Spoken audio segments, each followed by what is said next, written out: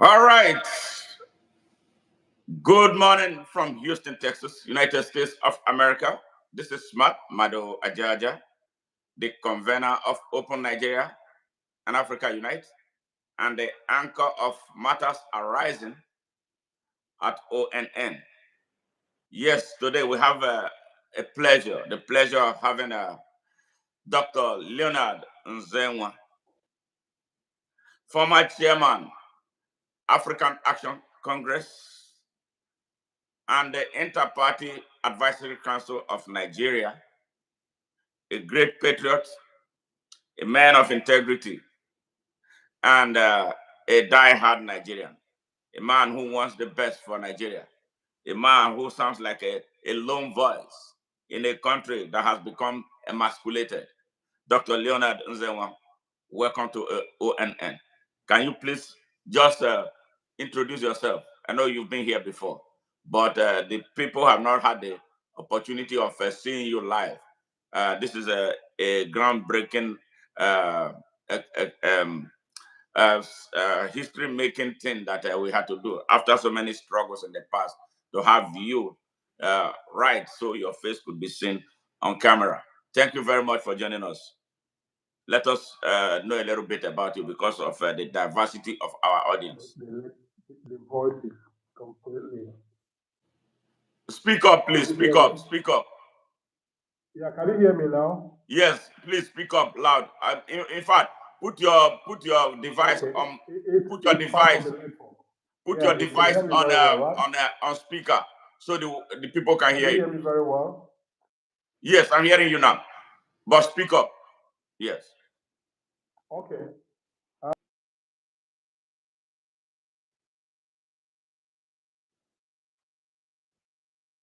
But for those who do not know me or who have not seen me, this is an opportunity to see me live on your program.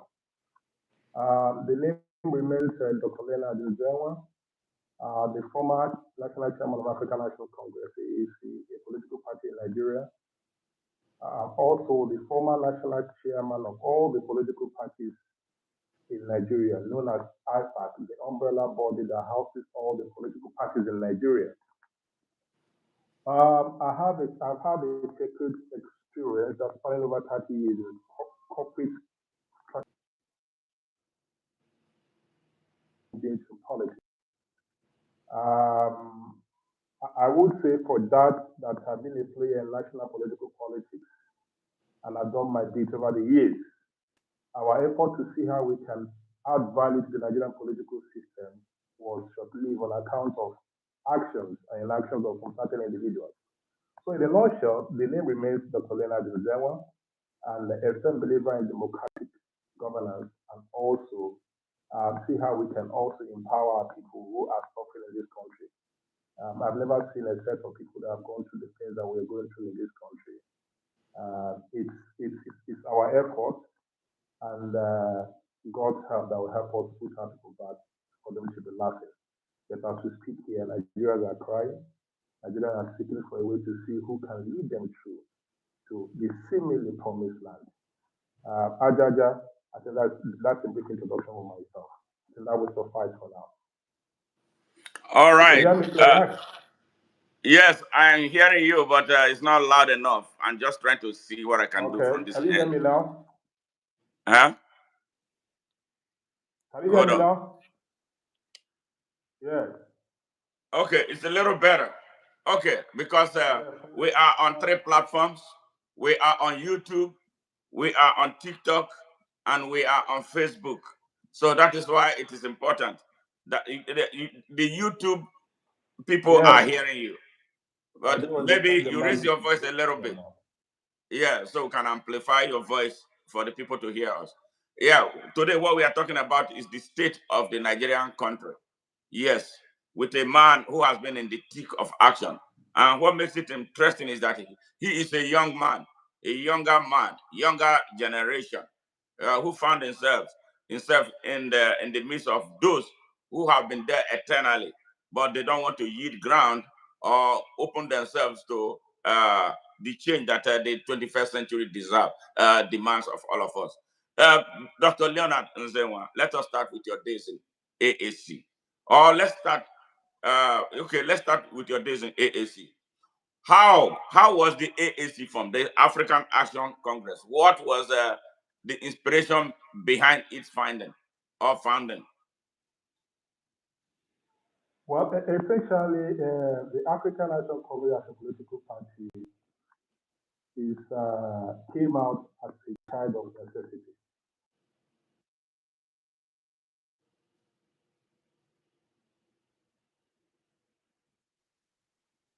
Yeah, what we set out to do from onset is to see how we can take back Nigeria.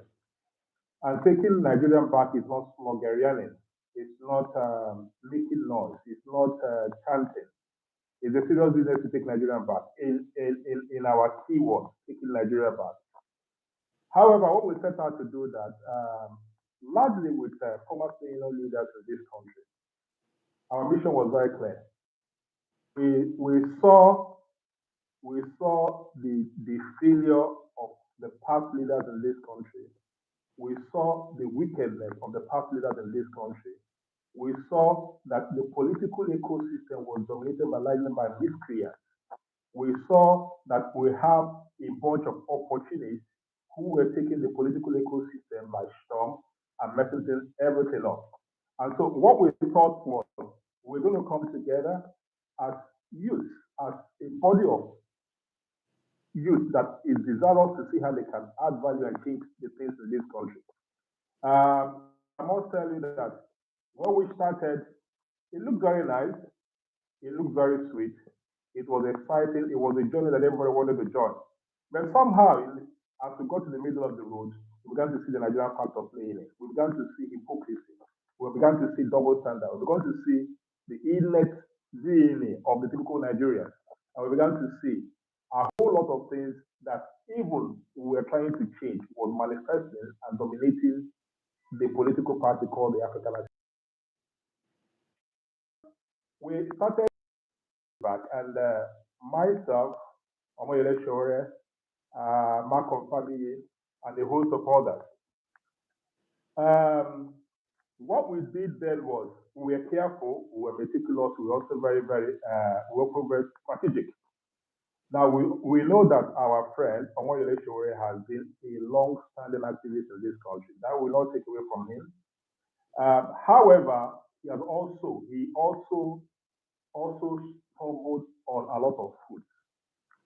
So we wanted a situation where we get the party going and we get him inside and also to use him as the umbrella, as the arrow point to drive our mission. Now, for me, it was Nigeria first. For many, it was for themselves first. Now, how do I mean? When eventually we got the opportunity to become a political party, because we thought it was seemingly impossible. However, when the window came up, we now got the opportunity to become a political party on one more day. And yours faithfully, I became the national secretary, the legal national secretary of the political party. Omoyele Shore became the national chairman of the party itself.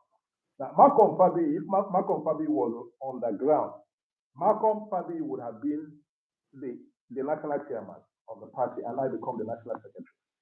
But Malcolm Fabi also was not on ground. So the arrangement came up that I will be the national secretary, then Shore himself will be the national chairman of the party. Now, what we did that, once we did that, we completed the assignment of getting the party registered from People's Back Movement. The job actually to get the party running became a big challenge. One of the things we discovered was that Shore himself was not too excited. He could not distinguish between activism and politics. He could not distinguish between student union leadership. He could not even distinguish between a policy and an entity within the policy. So this lack of understanding and lack of knowledge also led to several things. And once you try to correct some of these things without even saying much, you have issues around not only with him, with some club of individuals that were within the party. Now, what did we do? Without this,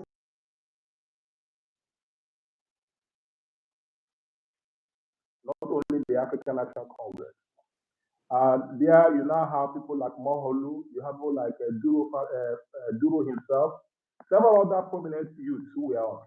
At the end of the day, Charlie Boy was also involved in the effort.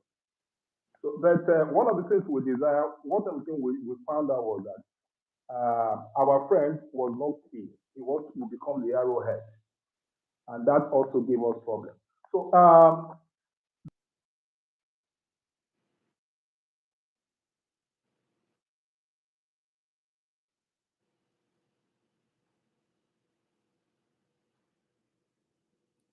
Oh, there's an interruption there by the network. I hope he comes back. Essentially, what we are talking about at the beginning of this interview, oh, we lost him. I hope he comes back. Been okay. Can you hear me? Yes, I'm hearing you now. Yeah, I think you're having a network issue, but you are being heard now. I'm hearing you, but raise your voice a little bit higher so that people from other platforms can hear you. Yes, loud and clear. Go ahead. Can you hear me? Can you hear me now? Yes, yes. Go ahead. Okay, okay. This is part of the problem. Just a little bit. This the kind of thing we experience in this country. Consistent drop calls, poor audio, robotic voices, unsolicited adverts. Generally, the network in this country is horrible, and this is part of what these are part of the things we've been crying about. So back to the AAC. So what we got to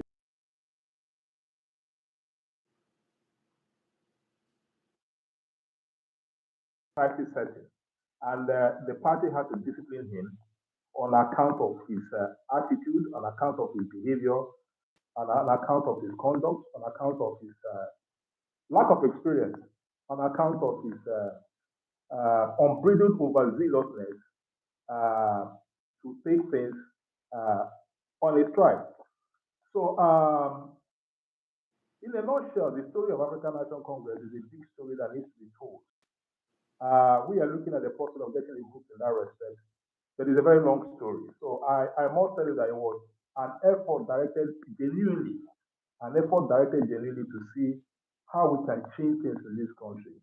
But that effort was sabotaged by some of the key elements who were the founders of that political movement. And to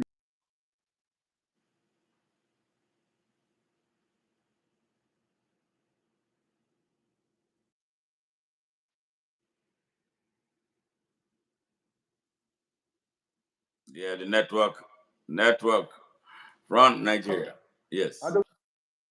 Yes, we're hearing you now. It's the network, yeah, obviously from Nigeria. And the reason is because Nigeria, those who lead Nigeria will never go for the best for Nigeria. Yeah. Are you on? hello, Yes. you can hear me now, right? Yes, very well. This is better now. If you can sustain this voice, that would be good. Yes, I can hear you now. I can hear you. Yes. So we're talking about the AAC, how the AAC Hello, can was you hear me founded. now? Somebody just sent me a question asking why was. Hello, can you hear me? Can you hear me? Are you hearing me? Yes, I can hear you. Oh. It's a usual problem we have here. Consistent drop calls, poor audio, robotic voices, unsubscribed adverts, so many things that come with network companies in this country, and Yeah, they just allow them to do anything they want. there is a way. There is a way of combating that. If you knew how, you can put your phone on a focus Yes, mode. That way, I'm hearing incoming you. calls will not come to you and disrupt the activity. If you can silence, uh, there is a way to do it. From I don't know which phone you are. If you are using the iPhone, you can put your phone Yes, on I'm using focus and put iPhone. it on do not disturb. When you put it on do not disturb, incoming calls will not come and disrupt what you are doing. Okay. Somebody asked a question. Can you hear me?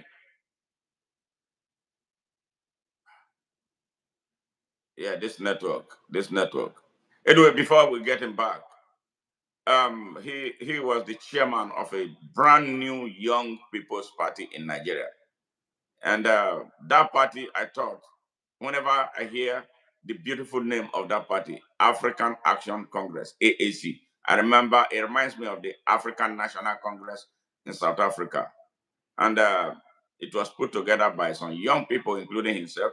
I joined the party later from the APC. And the enthusiasm that this new party generated was awesome, awesome, awesome. But along the line, the same problem that we are dealing with the same older generation of Nigerians, crept in. And we discovered that some of those driving the party were not really ready for the party to take off and become a credible opposition to the failing system, or the drivers of the failing system. We started having internal crisis because some of the agents, some of those in the party were not really ready to lead the party anywhere. Ahmad Hicham, it is about the state of Nigeria. Can you, are you hearing me now? Dr. Leo, can you hear me? Yeah, this is the problem. This is the trouble. Nigeria. Yeah, those who lead Nigeria are very wicked. They have been very wicked since independence. They have never done anything good for the country. When they cannot make anything that works right for the rest of the world to work for Nigeria. Yes, I can hear you now.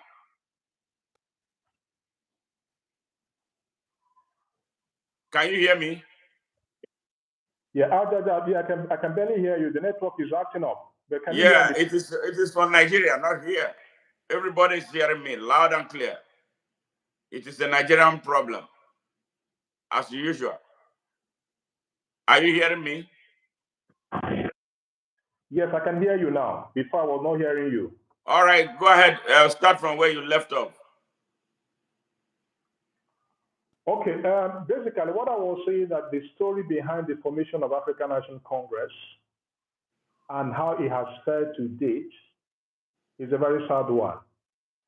The key founders of that political party started very well. We had the best of intentions. We had the goodwill of Nigerians. We had the support of.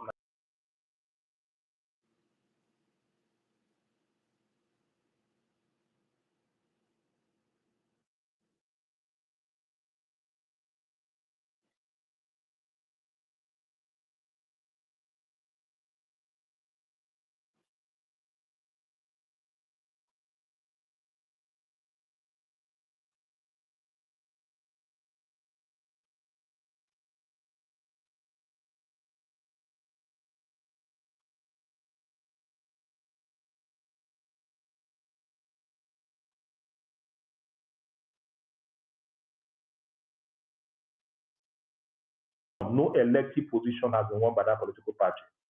Nobody is representing that party, either at the state level, at the local government level, or even at the national level. So if a political party that set up with such support, such massive goodwill, such coherent and ardent followers, not to get even a single position.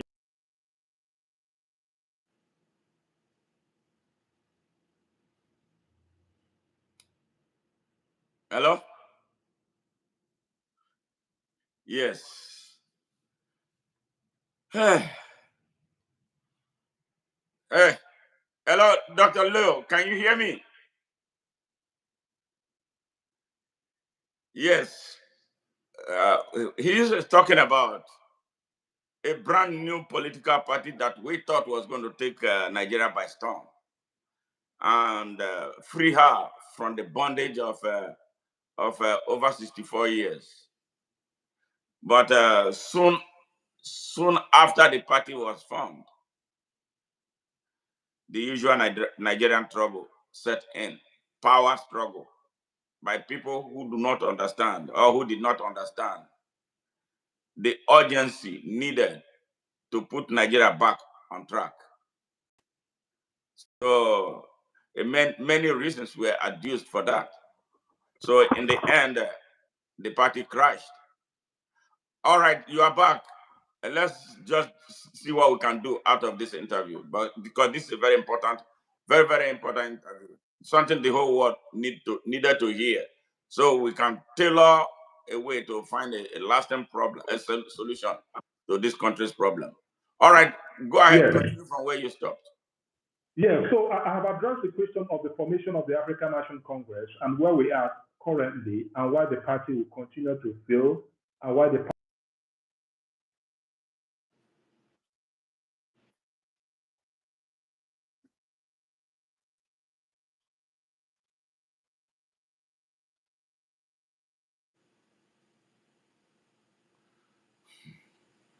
Wow, wow, wow, wow.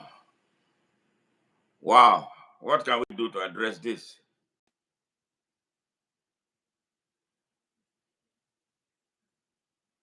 Hello, Dr. Leo. I can't, this is, yes, this is the frustration of being in Nigeria. What works elsewhere, everywhere on earth, will never work in Nigeria because of corruption. Corruption by the leadership of Nigeria Yeah, can you destroyed hear me everything now? about our country. Yes, Dr. Leo. Hello. Yes, I'm here. I'm here. I'm here. I'm so frustrated with all the way things are going. Yes.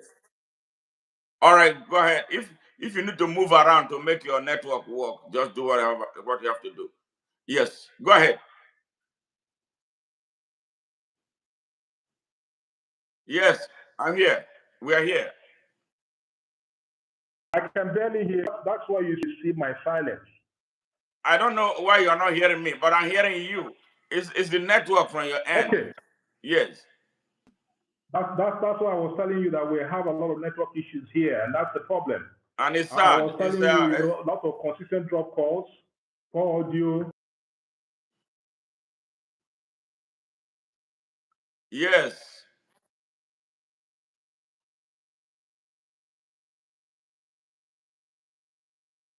Well, let's make the best out of it. However, whatever we can do, in the short period of time that we have, go ahead. You've talked about the formation of AAC.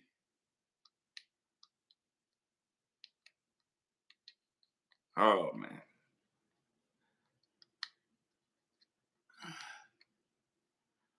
All right. So, like I was saying, let me fill in. While he works to resolve the network issue, I don't know if we are going to ever have a smooth interview with the way the network is acting in Nigeria. Not anything to do with here in the United States. Not anything to do with here. And this is it's a person of interest that the world need to hear from about the state of Nigeria. But unfortunately, we are having this serious network challenge. Very, very serious. Very, very serious. So I'm gonna be holding brief as he works on fixing whatever problem is impinging his ability to reach out. And I can only say what I know, but I wanted him to share his perspective of what is taking place or what has been taking place in Nigeria. I was a member of AAC. I joined politics in Nigeria in 2018, because of pressure from friends, for me Yes, can you to. hear me? Can you hear me now? Okay, I'm hearing you now. Yes, I'm hearing you. Okay. Let's hope it works this time. Go ahead. Huh? I say I'm here. We are hearing you now. I hope it Okay. lasts. Yes. Okay. So please, can you repeat your question, please? The question. Some people have been sending me questions.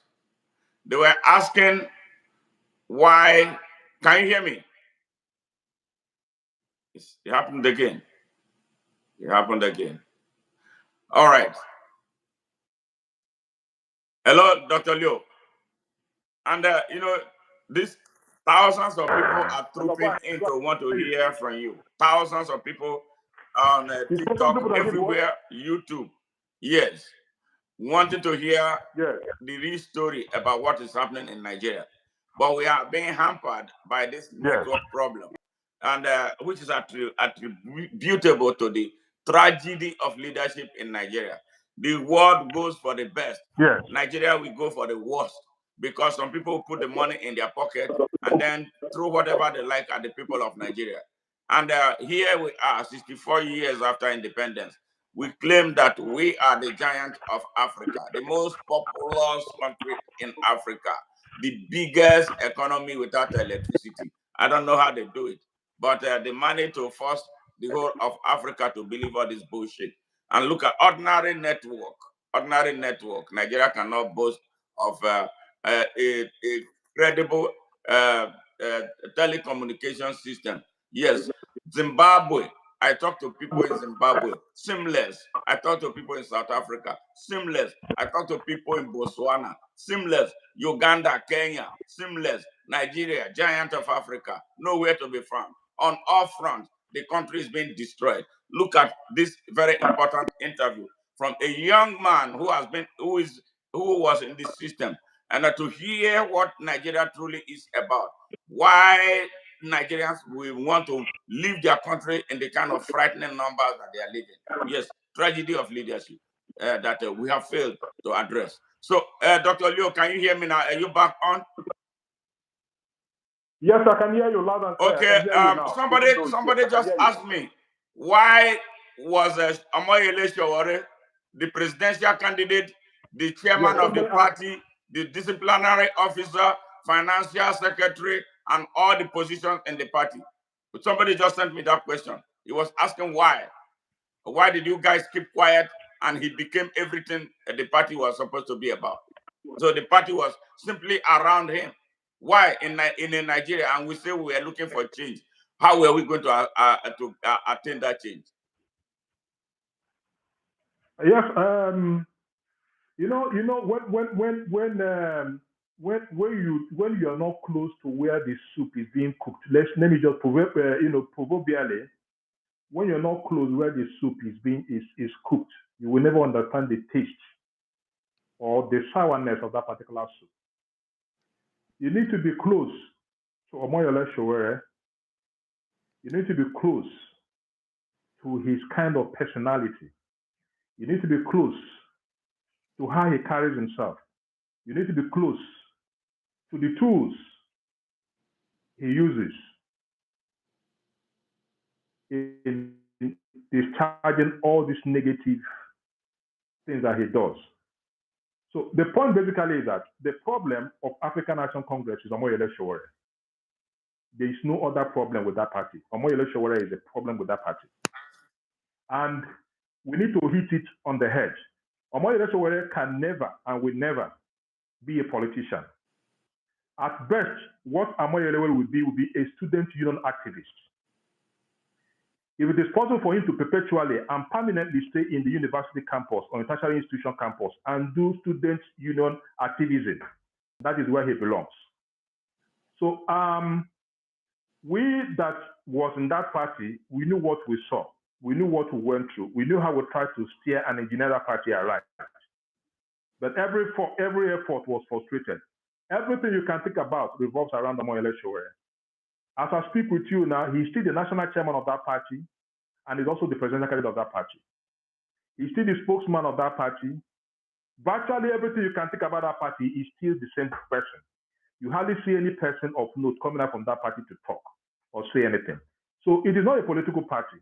It is a one-man show used as a business front to continue to project his so-called activism and also to build traffic around himself while he happily but wickedly line his money with donations and money from people from across the world, deceiving everybody that is into politics and is into humanitarian activities. So the point I'm making is, by the time we begin to pay so much attention to Omoyele Sowore, we're wasting our time. The train has left him, and the train will also leave such people. I've always told a lot of people, any man or any woman you see who hankers so much for position in life always becomes a failure when he gets to that position. I repeat, any man or a woman with such vehemence, with such desperation, with such unbridled zeal, with such wholesomeness, and the pursuit to occupy a particular position, with such vehemence, that person will always turn a disaster in that position. We have seen it over time. We have seen what is happening in the United States.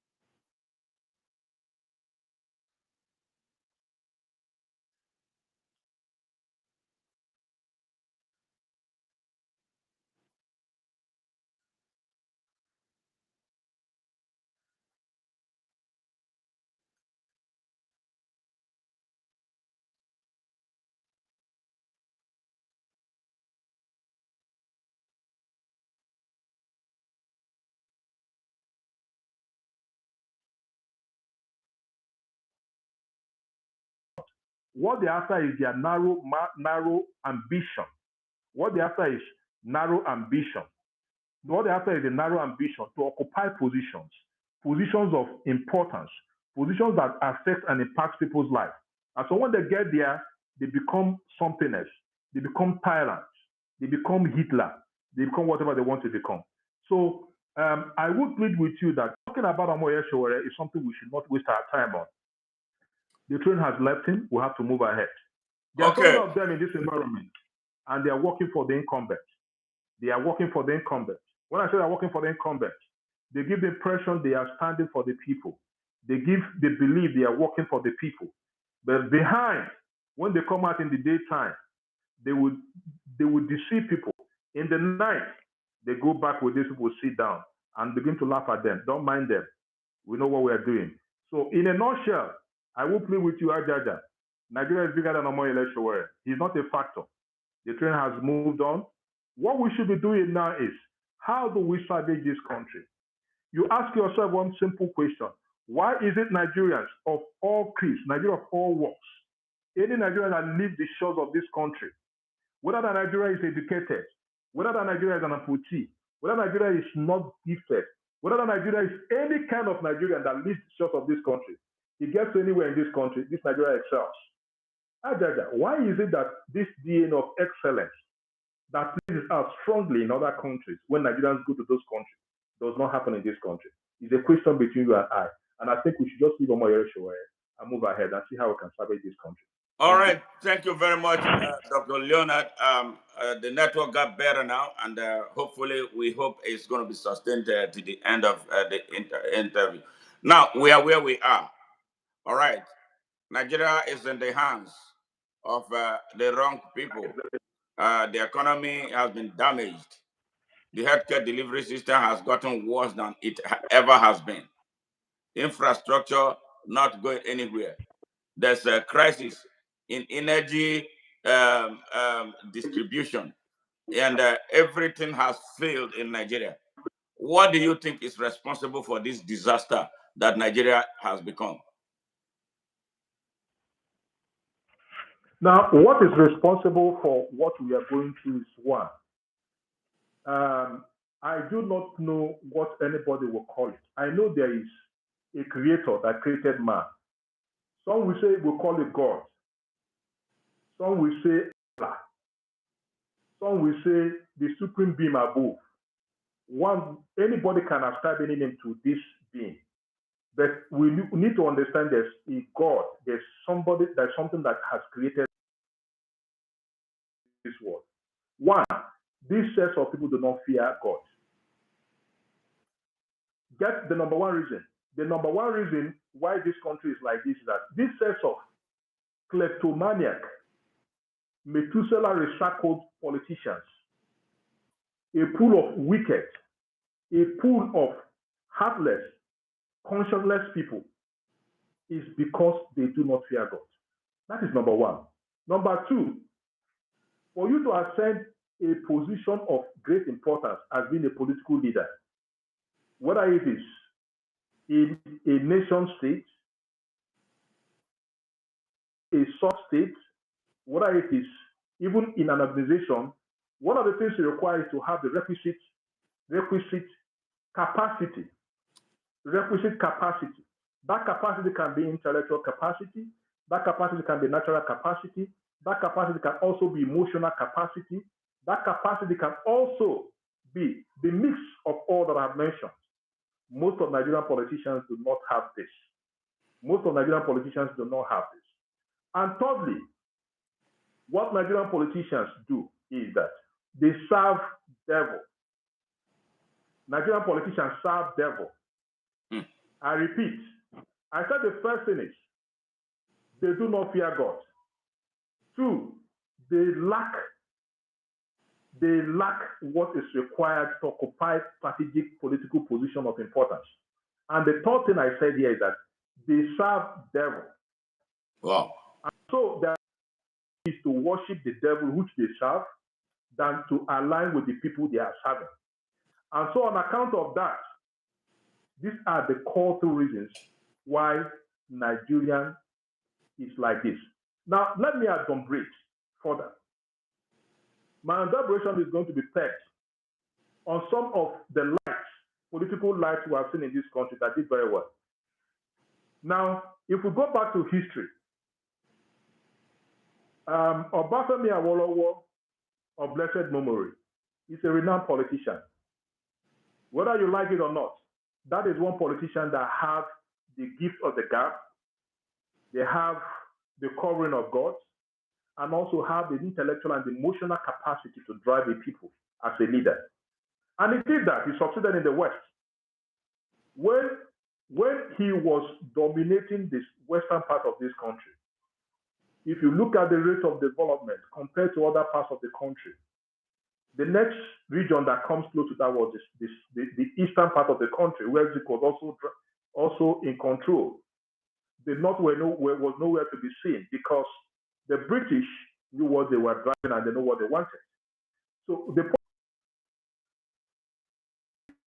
we have had some in this country in the past that made some impressible progress and have helped Nigerians to move forward. But apart from that, I can tell you, we've not seen leaders that would measure or mirror up to these capable hands. We are still looking for such people. And that is why it hurts people like me, who have seen how we can sacrifice everything to see how we can make sure that this country becomes good. Nigeria is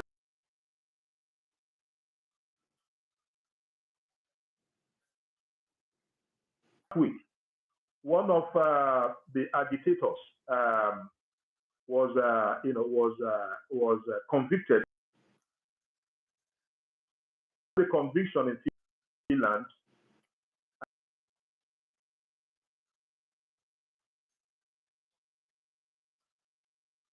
that the trial, the whole process took place.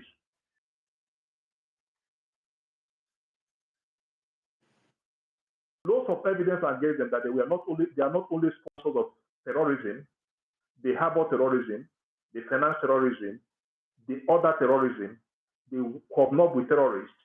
Yet nothing has been done to them. Our judicial system looks behind.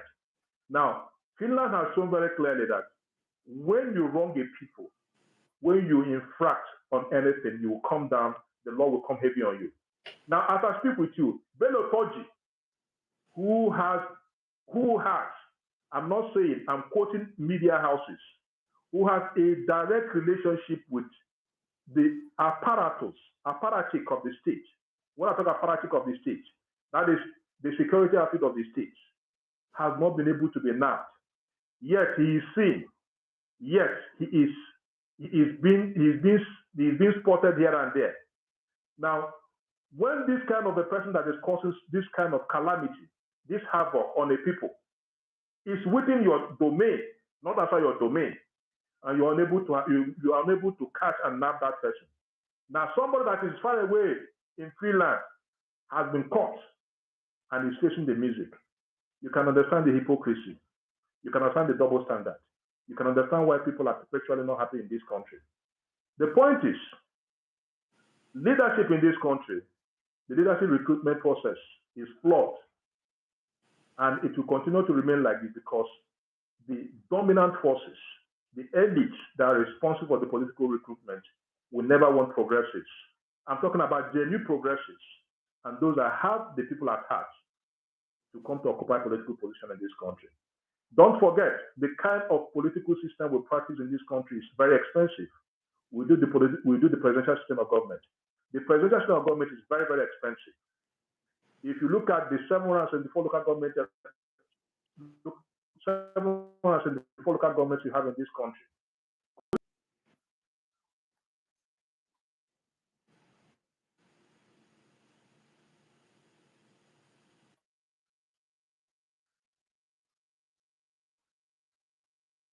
of course, if you want to do it, they will bring ethnic factors. If you want to do it, they will bring religious factors. If you want to bring it, they heighten sentiment and all that. So, Ajaja, the point we're making now is that this country needs to be, I don't know how I put it, there has to be an intervention of greater magnitude to get Nigeria out of this wickedness orchestrated by wicked politicians and wicked leaders. Thank you. Thank you, Dr. Leonard. I'm taking you back to history, where Nigeria is right now and what it was at the beginning.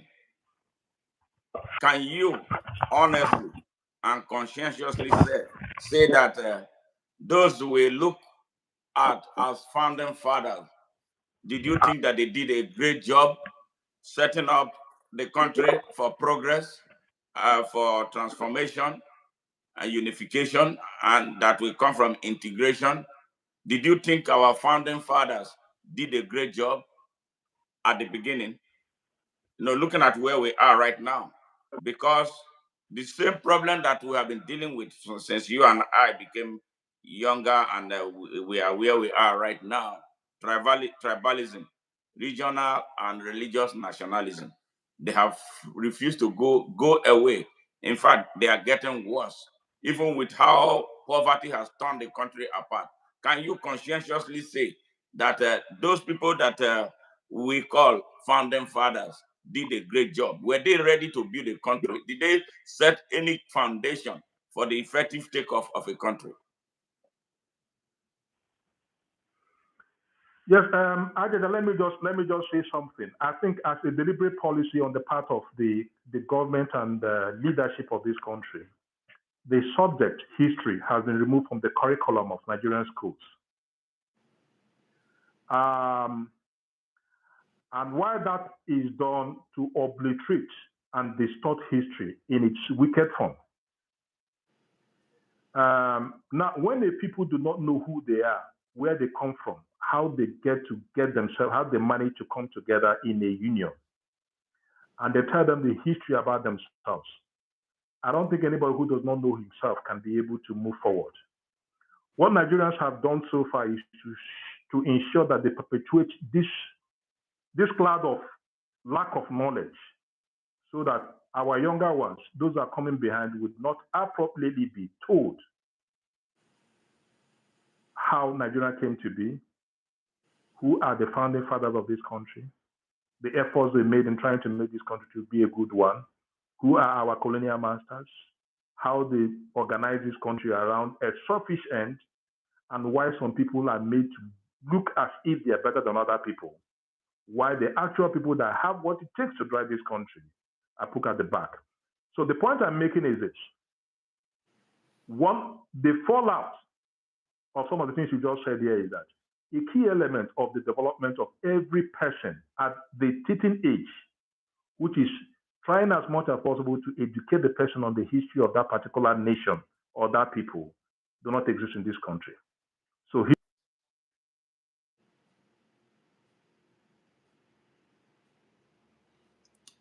which now specifically to your question, what role did our founding fathers play in trying to shape Nigeria to be a genuine nation?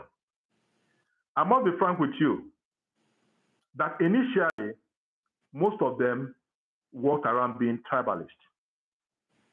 Except for one particular person. I always say it, the Zik of Africa remains the only man who had a nationalistic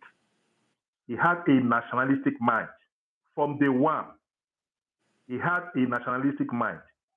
He had that larger heart and larger mind to see that this country becomes one. But unknown to him, that others were working for their regions.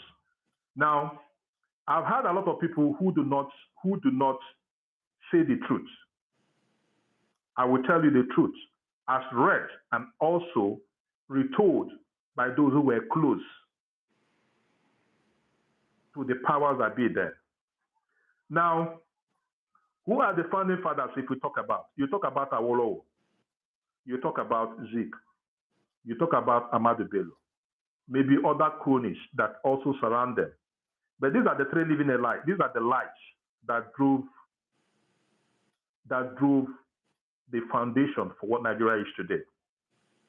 And so if I will organize my thought around these three figures, why the cronies come in, I will say very clearly, in terms of getting close to nationalistic aspiration for a nation, Zik of Africa is number one. But in terms of leadership and in terms of governance, in terms of dividends of what comes to a people, Awolowo remains number one. In terms of destruction, tribalism, selfishness, eat where you did not sow. And in terms of trying to see how to dismember a nation, Ahmadu Bello comes first. Now, I say this because this is exactly what it is. Now, this is not to take it from the differences from these three sets of people. So that wherever they are today, when they look up, they will also see the role they have played in seeing how this country is. Now, let me take, for instance, the effort of Awolowo, the effort of Zik, and the effort of Ahmadu Bello. For Ahmadu Bello was like a lapdog of the British. Ahmadu Bello can never do anything except he gets a counsel, directive, order, instruction from the British government or the colonial masters. Now, the two other persons, Zik of Africa and Awolowo, have a lightened mind. They have the presence of mind. They have the background and the sophistication, educational sophistication. They were widely traveled. They were widely exposed. They have seen the white man close up. They know who is who, and they know what they want. And so they stood their ground for the different benefits. Now, if we can say that these two men did better in trying to organize a nation to become one nation, we cannot say the same thing of Ahmadu Bello. But he was also revered in the northern part of the country because of the traditional and cultural, because of his traditional and cultural importance of his position. So Ajaja, I will say in a nutshell, our founding fathers, some of them were genuinely concerned to have a better nation for all Nigerians, but others were not concerned to have a genuine nation for Nigerians. They were driven largely by the forces to how they can better their regions than to make Nigeria one. I would say very, very well. They did very well, but I tell you, their goodness or their badness has.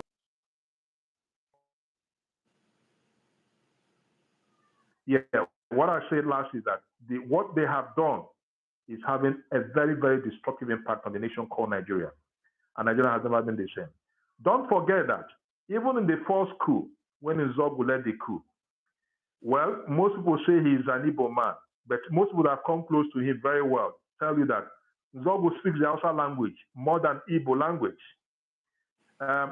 Obasanjo himself, who is very close to him, said that Nzenwa himself was a thorough nationalist. The coup itself, which was dubbed the Igbo coup, over time has been debunked. They have been demystified that it was not Igbo coup.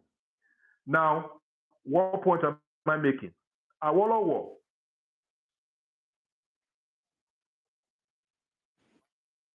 make the president of the Federal Republic of Nigeria. That is a so-called Igbo man wanting to make a man from the Southwest the president. They never consulted him, but because these are exposed and well-intentioned individuals who have a thorough professional military background, who do not want to get themselves in politics, and they felt that the best person that could handle this country, based on pedigree, based on results, based on the technical capacity, based on what they have on ground, Awolowo was the best man to take the shots. And they were working to get him to become the president of the Republic of Nigeria. At that time, that is how nationalism works. But I don't think we can see anything like that even today. Thank you. All right, thank you very much. Thank you very much for that account. I am a Nigerian, and I'm anchoring this program. I have my own opinion about what happened. What the so-called founding fathers did to put us where we are. If you ask me, if this interview was flipped and I'm being the one on the hot seat like you are right now, I would say that the founding fathers of Nigeria failed the country woefully and tragically. They set up a disaster that unborn generations will suffer unless this generation takes a serious action to end the slide, very dangerous slide of the country. Yes, they did not build a country. They did not set a foundation for a country. But sadly, those who followed kept on doing worse. The issue of what happened in 1966, even if it takes 200 years to say it's not an Igbo coup, there are people who have already made up their mind. They run the media in Nigeria. There's nothing you are going to tell them that will convince them beyond reasonable doubt. I know one of the beneficiaries of the evil, General Ibrahim Babangida, writing his exit memoir because he knows he's about to die. Now it's time to confess, so he will go to heaven. He said it was not an Igbo coup. The same thing that he could not say as a young military officer. He's saying it because he's now sitting on a wheelchair, urinating and peeing on his, shitting on himself. It's so sad how people behave, and that is exactly what it is. The truth is what is eluding Nigeria. What is because we don't speak the truth. Our truth revolves around our tribes and around our personal interests and around our religion.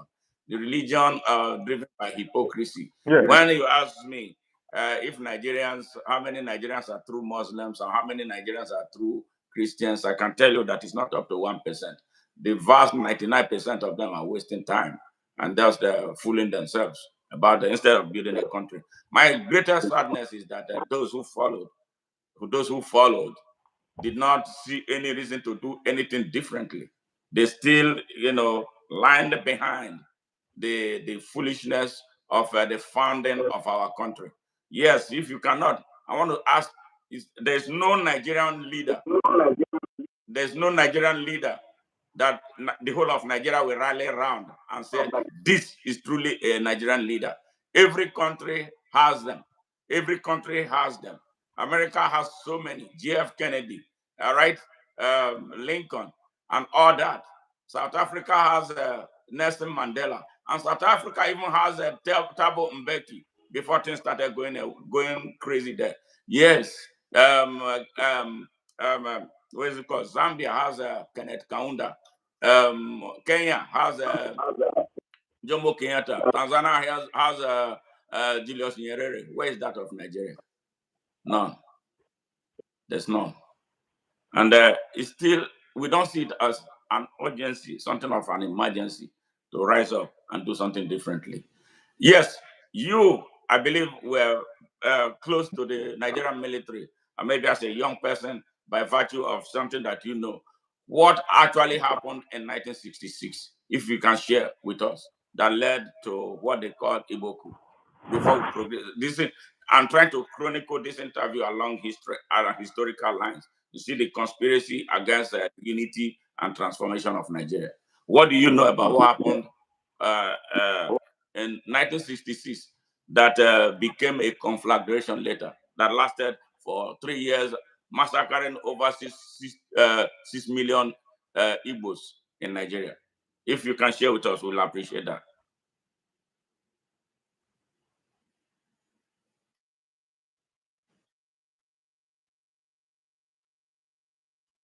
Pick both and both of your questions. But if I do understand you very well, I sense you were asking the fallout of how the Igbo. Yeah, let me rephrase it. I was asking, can you hear me now? Can you hear me now? Oh, yes, I can hear you now. Please, you can rephrase Okay, your let question. me rephrase the question. The question was, as somebody, I know your father was in the military. Yes, I hear you. Can you hear me now? I know your father was in the military. From the standpoint of someone who was close to his father, yes, when all these things played out, can you give an account of what took place? Why that military intervention became necessary? Okay, and why it became an albatross on the Igbos that led to the massacre of the Igbos?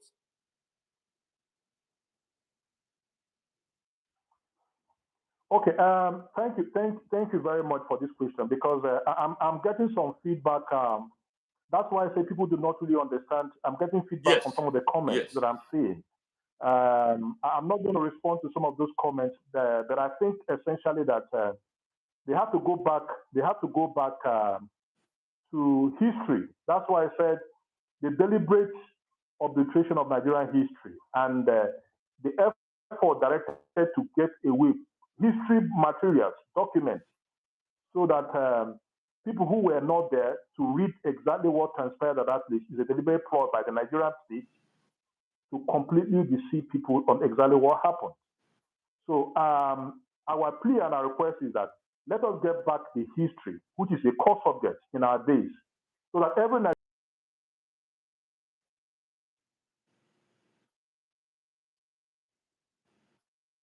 we know about the history of this country. Now, to your question,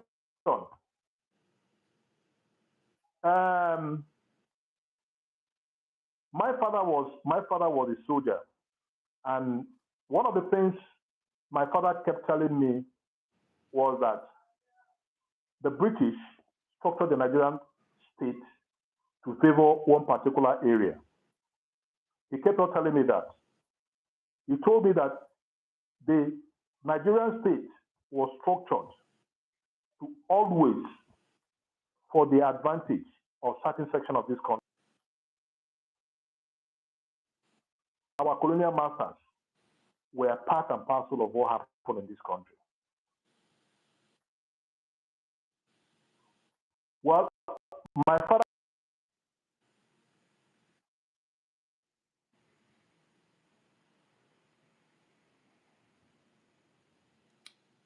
Yeah, we lost him. I hope he comes back. And what we are trying to do, we are digging the history of Nigeria.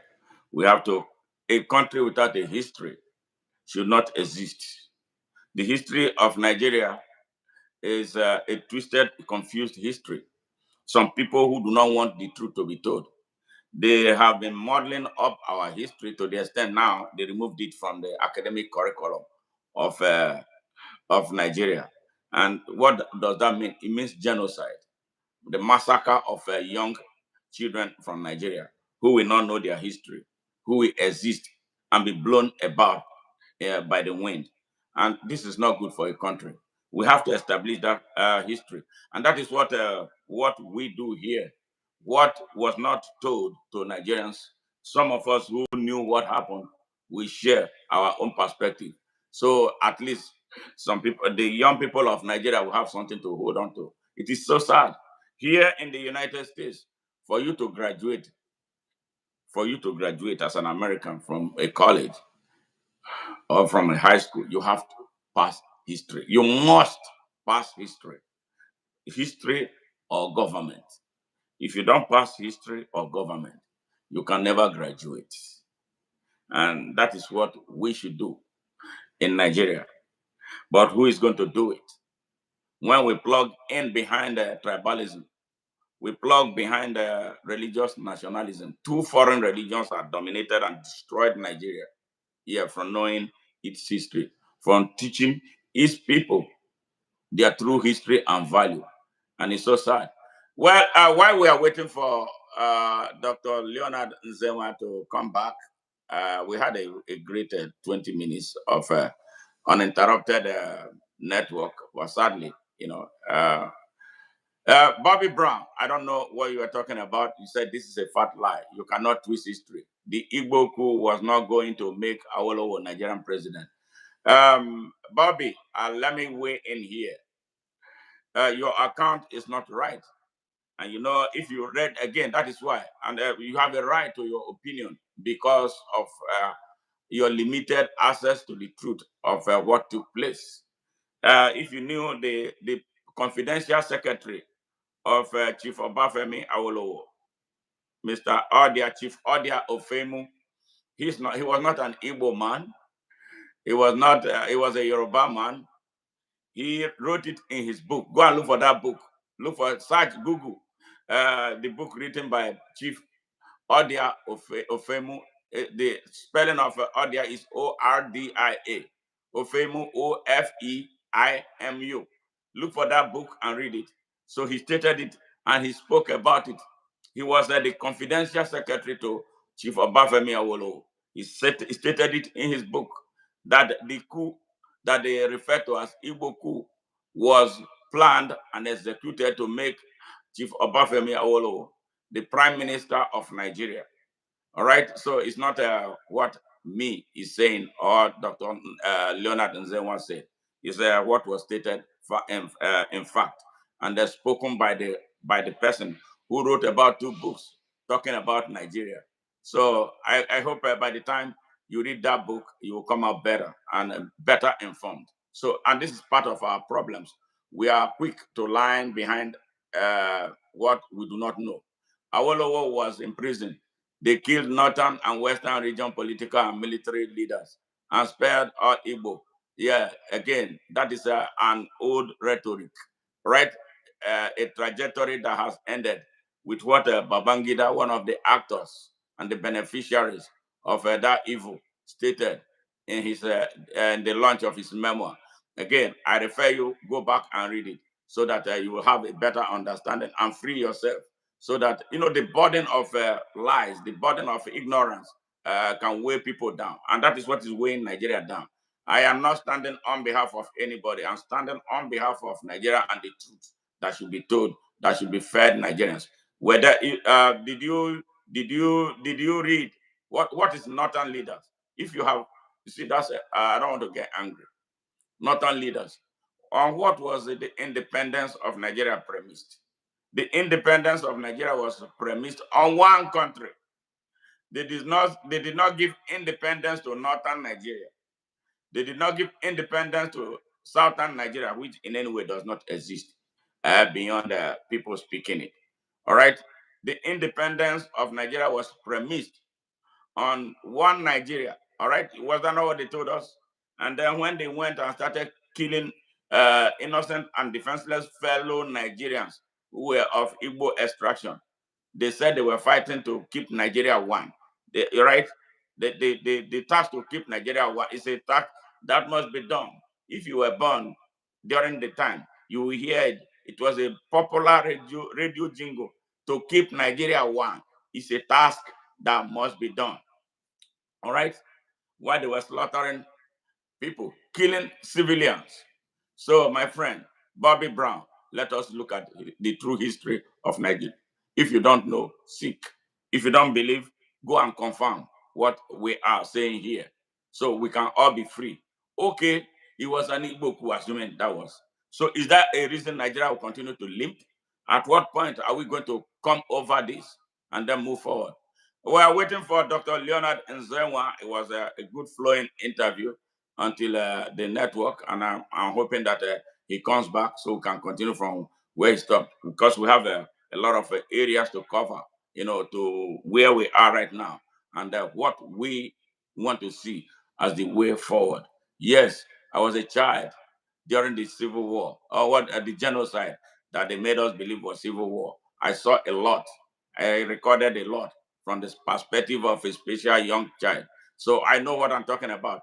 The problem with this generation is that they have denied them deliberately, on purpose, denied them access to the history of Nigeria.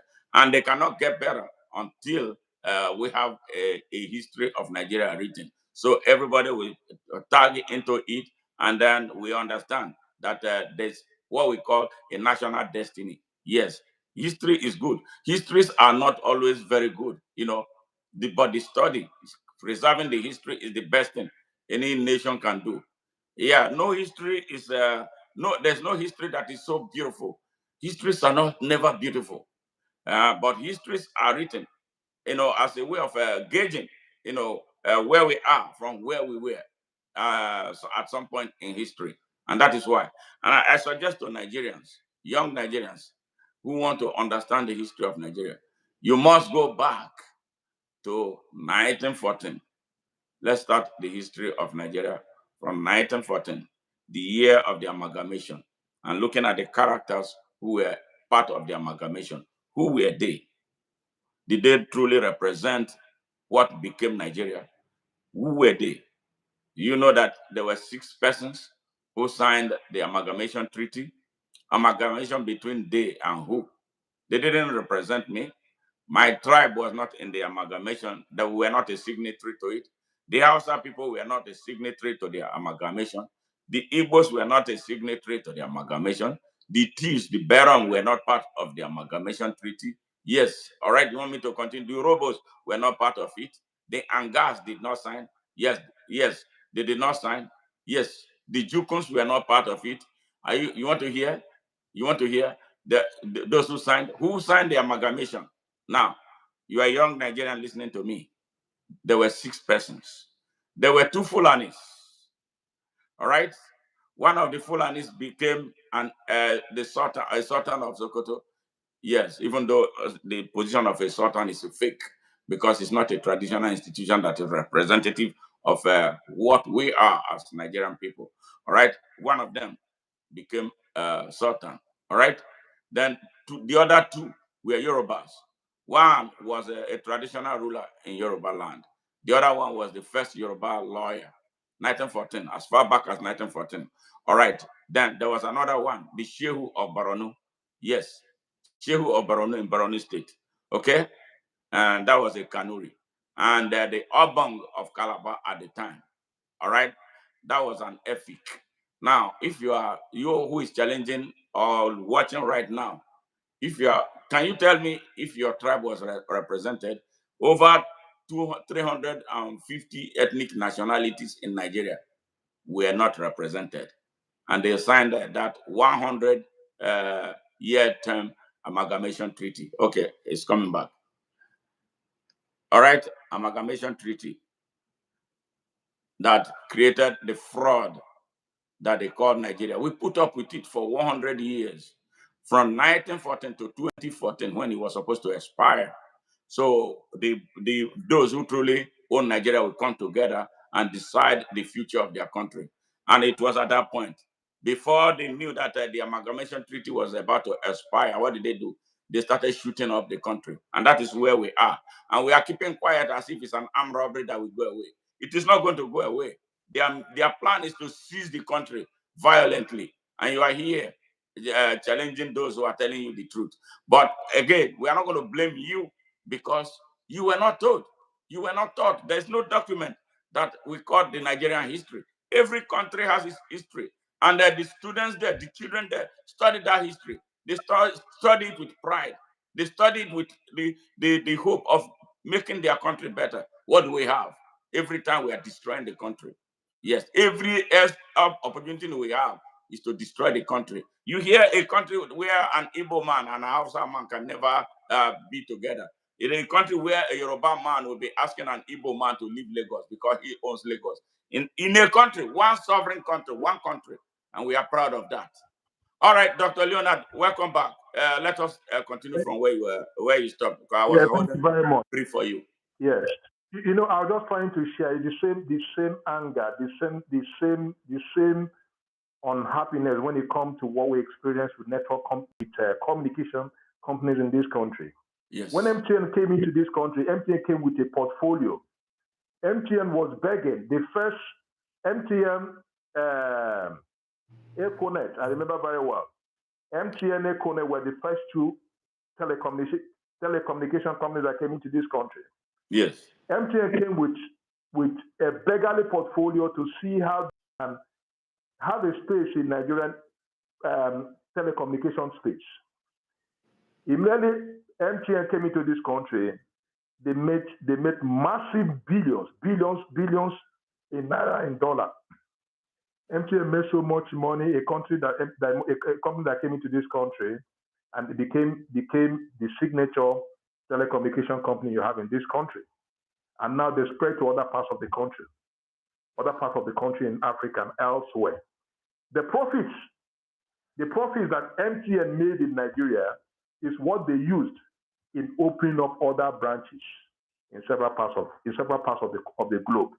Now, some people who would not also attest that this is the truth will tell you stories that you are telling lies.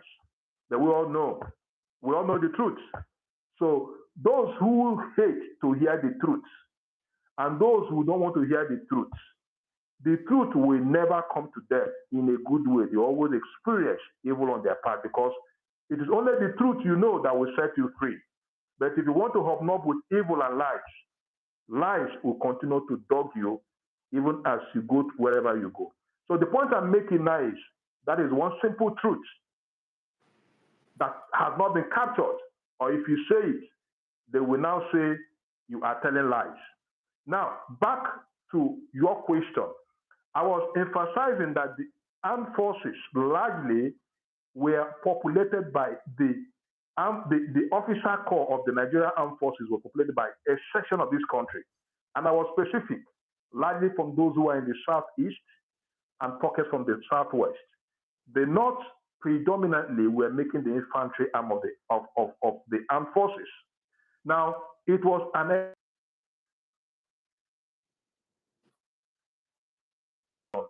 who are the best to drive the military prowess of the country. However, experiencing that a certain section of this country were not getting a considerable number in the armed forces, the politics of this country, which was also skewed by the colonizers.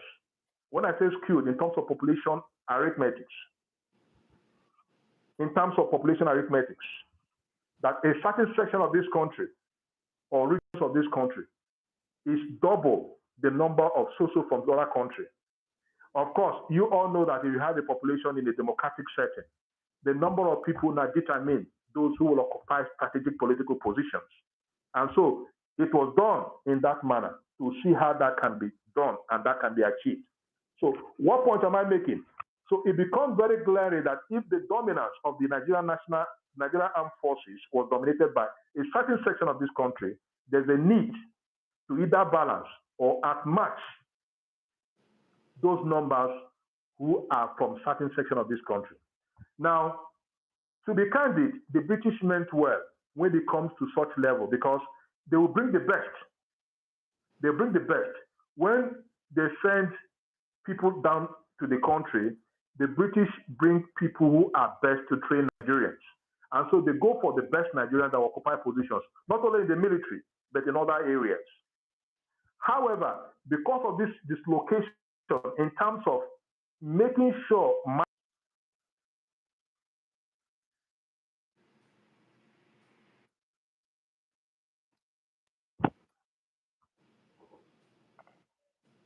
Hello, can you hear me? Yes, yes. Hello, can you hear me? Yes, go ahead.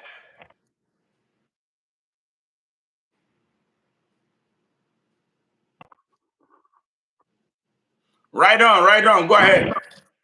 Yeah, so because of the bare need to have representation in these spaces, in these areas of national life, the cutthroat competition to see how they can get people inside this, the forces, the police, the Navy, and everywhere. Now they began to recruit less qualified individuals. Accelerated recruitment was done, and they now began to bring people who are not qualified to occupy the officer cadre.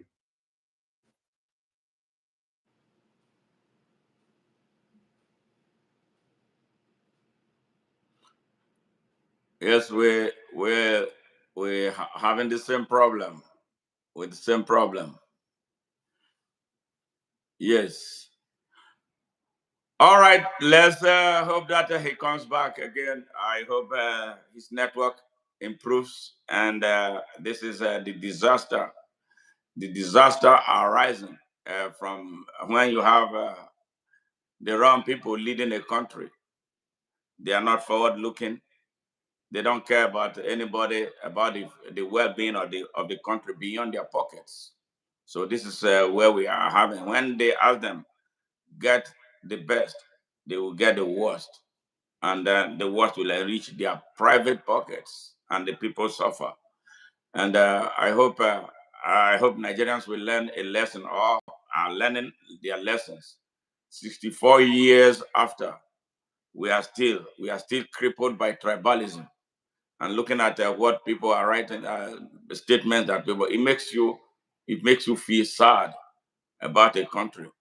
And here, some of us live outside Nigeria. I live in Houston, Texas, United States of America. Nobody, nobody has ever walked up to me to ask me to leave Texas or to return to Nigeria. I've had the opportunity of working in the best hospital here, where if I was in Nigeria, there's no way I would get there, because positions like that are reserved for those with connection, even though they don't know anything. And then when they are hired, they go in there to destroy the system. That's how all of Nigeria's institutions are destroyed. Wrong drivers in strategic positions, and we still don't learn lessons. We are going to continue to make a case, or make cases, for tribalism, for the wrong people. We are still not ashamed of ourselves that we are rotating presidency between North and South, even if the product of the rotation are imbeciles who cannot build, who cannot utilize, who cannot expand, who cannot extend, and who cannot sustain capacity for the good of all the people. As long as it's from their place, it is okay. Even if they are dying in droves, it doesn't matter. As long as it fits that tribal, religious, and regional narrative that has destroyed our country. So we need a rethink. And it's sad that this problem has become a generational problem, and reaching a very dangerous crescendo, and that we are unwilling to learn. I hear people talking about writing Igbos, the other one's talking about Yorubas. If we are in one country, we set all these things aside.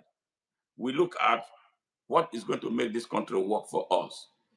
How is this, our union, going to ensure that is sustained electricity that is needed for industrialization and the growth and development of our economy? Yes, did you hear me? How our relationship will make the educational system work the best. How our relationship, through providing the best as leaders, will make our infrastructure work. How our relationship, regardless of who drives what, makes our healthcare delivery the best on earth. Yes. And how our relationship will bring about peace, national security, and justice. We don't look at all those. Now we have practiced this tribalism. We have practiced this religious nationalism, hypocrisy as around it, and all that for 64 years. And we are still here, stuck on one place. Now, terrorists have taken over our country. All right. The same terrorists, in some places, they call them bandits, in order to justify the narrative that the incremental destruction of our country and occupation of our territories around Nigeria is a battle between, they call it header farmers clash. Really, header farmers clash will lead some people who ride on the backs of motorcycle to come and wreak havoc at night. Yeah, when people are sleeping, they kill the people and then take over their land. They truly occupy the place. They move into homes of displaced people, and then nobody does anything. And we know those who are behind all this. Nobody does anything to hold the masterminds accountable. They are chasing Bello Truji, but they know they see the people who are behind Bello Truji. How and we expect to defeat terrorism in Nigeria? It's not going to work. So, Adeyinka, I urge you, as a matter of fact, to be very candid. I want you to purge yourself. Be a Nigerian. Move away from the tribal cloak. Come to the center where all of us are and be the Nigerian that we ought to be. So we can build a critical mass of critically conscious, patriotic Nigerians to take our country back from the criminals holding the country hostage. Those criminals, some of them are from your place. A lot of them are from my place. I don't cover them. I don't shield them. I don't make any speech in their favor. I don't defend their evil. They are criminals and they are criminals. So, and they have caused our country immense harm and dangers and endangered the unborn generations of Nigerians. So, how long are we going to stay defending them while our country is being taken away from us? I don't know if you're thinking along that line so you can wake up and get things work out. Yes. So, this emotion with around tribal nationalism is not going to help us. Let's stop defending evil. Let us face the truth and then set this country free. I'm not sure you're happy in Nigeria, where millions of people go to bed on empty stomach. I'm sure you know what I'm talking about. Yes, we can pretend all we want. Those who defend the evil because of tribal affiliation, you can defend, you can continue to defend. If a man from your tribe, his policy is destroying Nigeria and not sparing you, because I understand for some reason right now, um, I don't see any Yoruba person who is living a great life because Bola Ahmed Tinubu is in power. Bola Ahmed Tinubu is not doing anything for the Yoruba people. Yes, anything special that we see beyond the psychology of our man being there as president. Is that a reason to defend his evil? Is that a reason to defend that he's destroying the country? Is that the reason for defending that he's destroying the economy? Is that a reason that will support you, to inspire you, as he's crippling education, crippling healthcare, destroying our infrastructure, endangering our country, even as terrorists are attacking the country and he's doing absolutely nothing? He has jetted out now for another vacation. Does that not trouble you? So why can't we grow above and all this? No, can't we grow up for once and set ourselves free? It's mental slavery. We have to set ourselves free from it. And only we, me, you, and the rest of us can do that. We can do it. We can do it. For 64 years, we have limped. For 64 years, we have suffered. For 64 years, our country has been destroyed. Yes, progressively. And for 64 years, we have not moved forward. Our country is supposed to be industrialized. But where are we right now? Millions of our young people, I would say over 80% of the young Nigerians, have no jobs. Does that not trouble you? And you see the spate of kidnapping and different types of violent criminal activities. Does that not trouble you? You know, criminals, they don't respect boundary. They don't care who they hurt. Yes, and this is the same thing the politicians are doing. The people you are supporting, the people we line behind, instead of holding them accountable, they don't care about you when they are stealing. Anybody who dips his hand in a country's treasury is a heinous criminal that does not care about you. They don't care about your children. They don't care about anything. So why do we defend them? Because they are from our tribe. Yes, I have one from my tribe. He was governor of Delta State for 8 years. A failure, a disaster. He stole 1.3 trillion. What did he do? Because they are trying to hold him accountable. He joined the APC. Yes, and then his sins perhaps forgiven. And does that not trouble you? Welcome back, Dr. Leonard. Can we move forward? Hello? Yes, I'm hearing you. Yes, yes, go ahead, go ahead.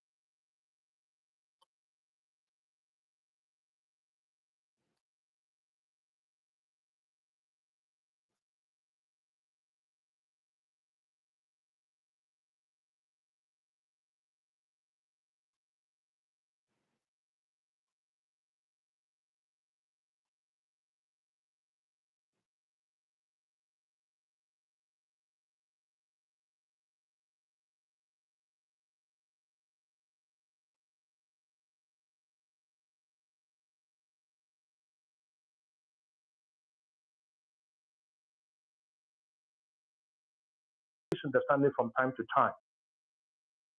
When that misunderstanding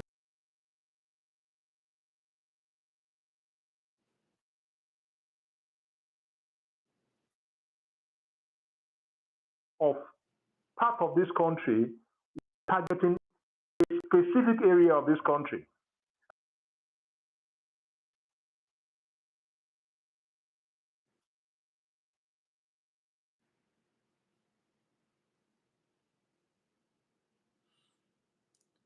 Again. It is not what I am saying. People, and they begin to see who understand this well. They were on the ground. They saw what happened. And they say it their own way. People understood what took place. What we're saying is that we are not saying that what has happened in the past now should form the basis or our union. No. What we are saying is this has happened in the past. We seek and we want that this thing will not.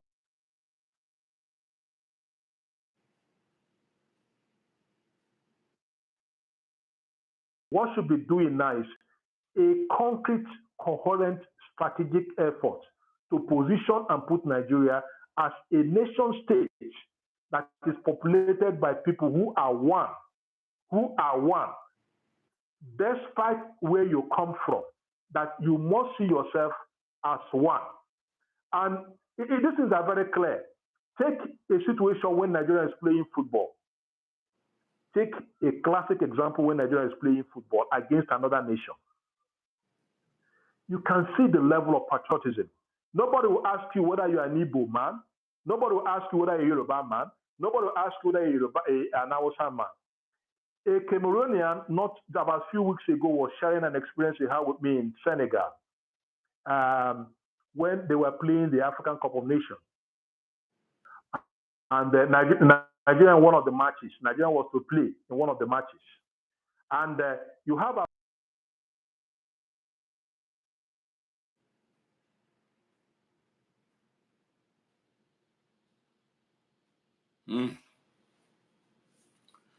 Oh my God. Oh my God. Oh my God. We need this change so urgently. We need this change. This country cannot continue this way. Yes.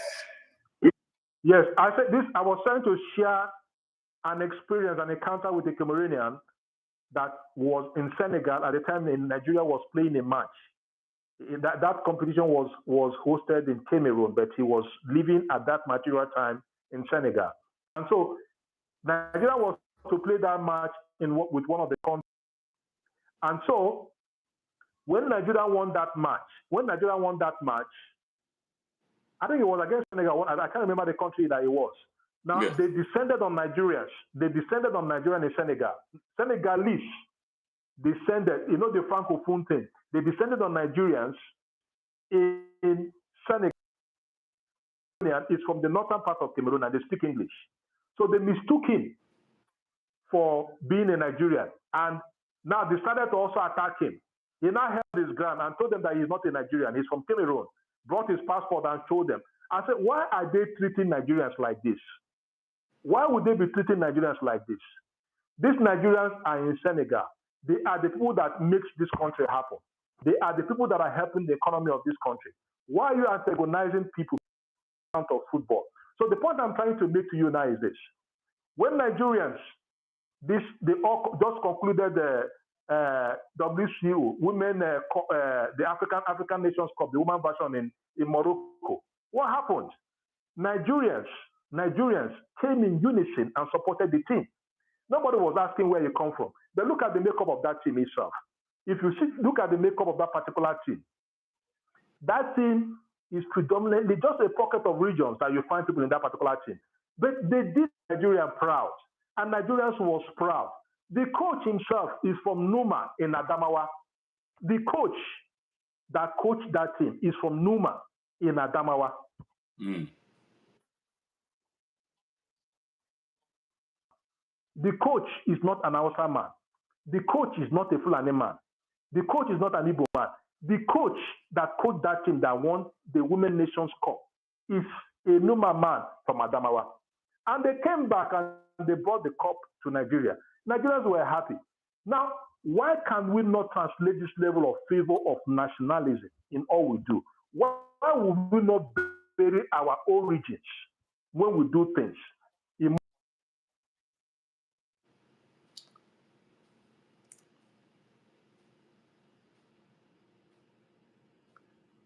I hate discussing this issue of coming that I'm coming from this part of the country or the other. But history must take its place and must be told. And they must know who you are. It's just like the American.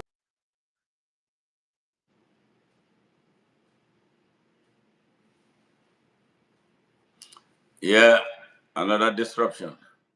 Another disruption. Well, let me hold the gap while he works on coming back.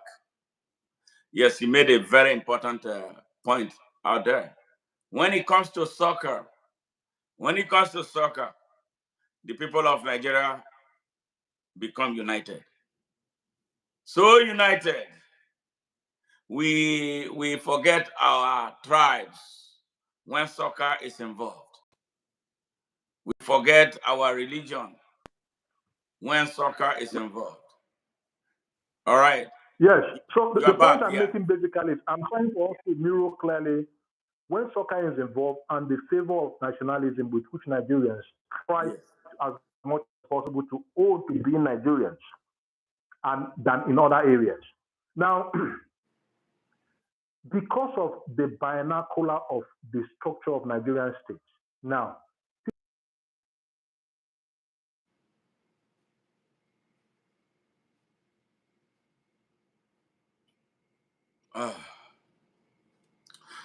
Okay. Soccer unites Nigeria, but soccer does not grow the economy of Nigeria. All right. But what will grow the economy of Nigeria? What will make Nigeria truly a great country? Leadership, patriotism. Patriotism is lacking. The right type of leadership is lacking. The right type of followership is lacking. Once the soccer competitions are over, we revert back to our tribal and regional people. Yes, but what matters most, we are not able to examine why we are not able to choose the best leaders. The best leader is my tribesman. The best leader is my religious man. The man that will defend Nigeria, who will not auction Nigeria, is my best brother. The one that will not dip his hands, filthy hands, into the nation's treasury is my best brother. The one who will not uh, position Nigeria to be run over by Arab or European forces is my best brother. So if you are a Nigerian that is doing anything contrary to all this, if you cannot defend our country, if you cannot be truly patriotic, if you cannot be a good Nigerian who will wake up understanding that you have basic human rights and in addition, you have your right as citizens of Nigeria and responsibility and obligation to Nigeria, then you cannot be my brother. You will not, even if you are born by my mother, you cannot be. Because the problem of Nigerians is that Nigerians don't understand that they owe that country a duty, a civic, a spiritual, a moral, and constitutional obligation to defend Nigeria at all times, not defend some individuals. Because you, as a Nigerian, you are a stakeholder. Your stake is being destroyed by somebody from your place, and you are lining behind him because he's from your place. He's eating into your future. He's endangering your life and exposing you to potentials of being murdered by those who think that they own Nigeria. This is not a time to do that. All right, Dr. Leonard, welcome back. I was holding brief for you while you were gone. Okay. Yes. Yeah. So thank you because network is acting up. So the point being made essentially is this: we Nigerians, whether we are in Nigeria here or outside Nigeria, we should do everything possible we can so that we don't do this ethnic line. It has never helped this country in any way at all.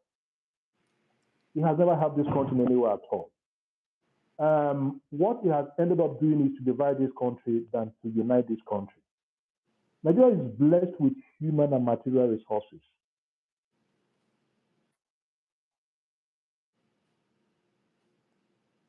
Parochial sense of understanding who Nigerians are and what they seek to achieve with their parochial nature of understanding of tribalism and ethnicity.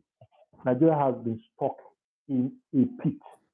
And so my position is, by the time to reflect about the history of this country and what has taken place over the years, and the sustained effort to either bring some certain people down and to also empower some certain people above other people will not help. Let me give you an example. I'll give you an example. I will not call a tribe. Now, if you go anywhere in this world, and you don't see somebody from a particular area in Nigeria, you better take your bag and leave that particular country. I'm taking an anecdote from somebody who has shared an experience with me. Now, I remember a time I went on a visit to Israel, and I was talking with a group of people and all that. So after I finished my presentation, the Jew man came to me and asked me, he said, from the way I speak and the way he's sensing me, I'm from the southeastern part of this country. I said, yes. He said he knows. I asked him why. He said people from that area have a peculiar nature and character, and they have a way they do things, and they commend them for what they're doing. Now, what point am I making? The point I'm making is that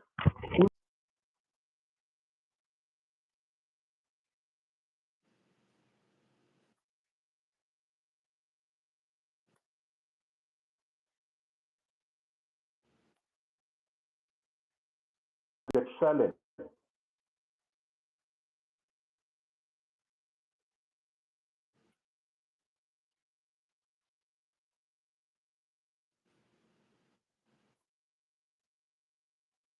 Wherever you go, the point of this country are those who are dominating, rule a man that has his eyes in place. No, you cannot take blind people and put them to rule people that have eyes. I ask you a simple question. We have the President of the Federal Republic of Nigeria. We know the energy that is required to take care of that particular office. We know the powers which that office works. The Nigerian president is the most powerful president we have in the world. The Nigerian president is more powerful than the American president. The Nigerian president is more powerful than the British Prime Minister. The Nigerian president is more powerful than the Australian Prime Minister.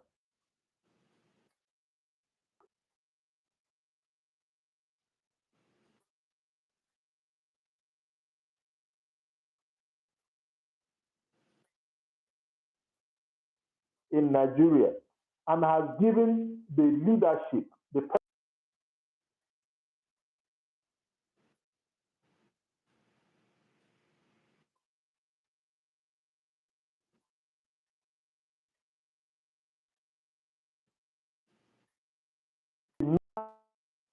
to either court or position. My position is this: we will begin to de-incentivize political leadership in this country. We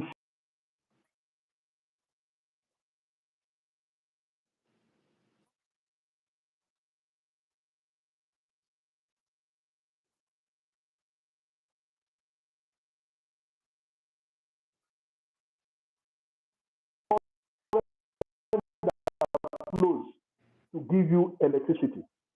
Now, a man who is not trained, a technician who does not understand the danger, what is the component of this current, will take his hand to go and put his hand in that particular current. But a professional engineer A professional electrician who is trained as an electrical engineer will not do it. Do you know what we're experiencing in this country? We now have technicians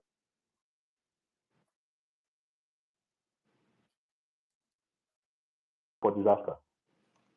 It's only happening at the local government level. It is happening at the state level. It is happening at the national level. Any state or any nation that would put in trust the destiny of people in the hands of technicians will definitely suffer irreparable damage. It is a collective effort on every one of us to see that we stop this. So, Ajaja, in conclusion, retelling the history of Nigeria is not in any way to promote ethnicity. No.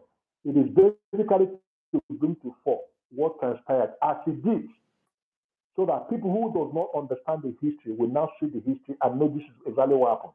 And I make references.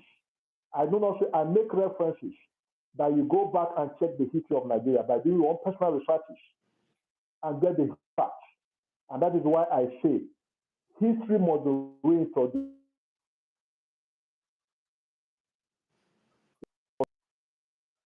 for these issues. Because a man that knows himself or herself is in a better position and equipped to drive effort to bring progress for himself and for others. As we stand, as we speak, Nigeria is shaking. Already, a number of institutions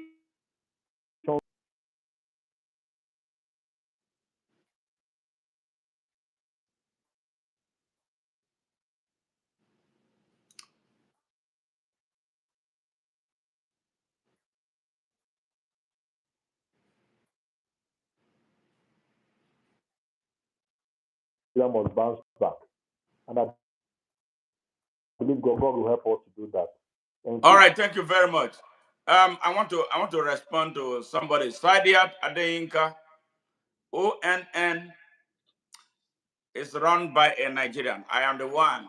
I'm the CEO of ONN, and I'm a diehard patriot of Nigeria. And majority of Nigerians know who I am and what I represent.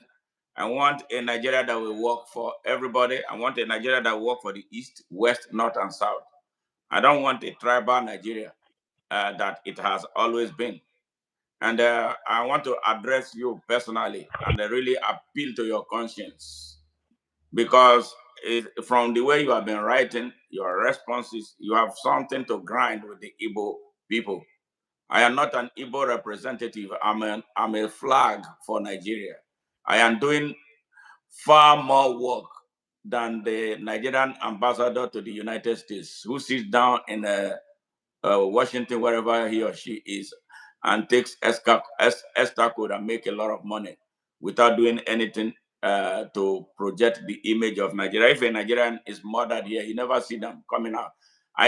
One day there was something happened here. I decided to be on the other side of the law because I wanted to know how Nigerians, Nigeria's policy on what happens to Nigeria.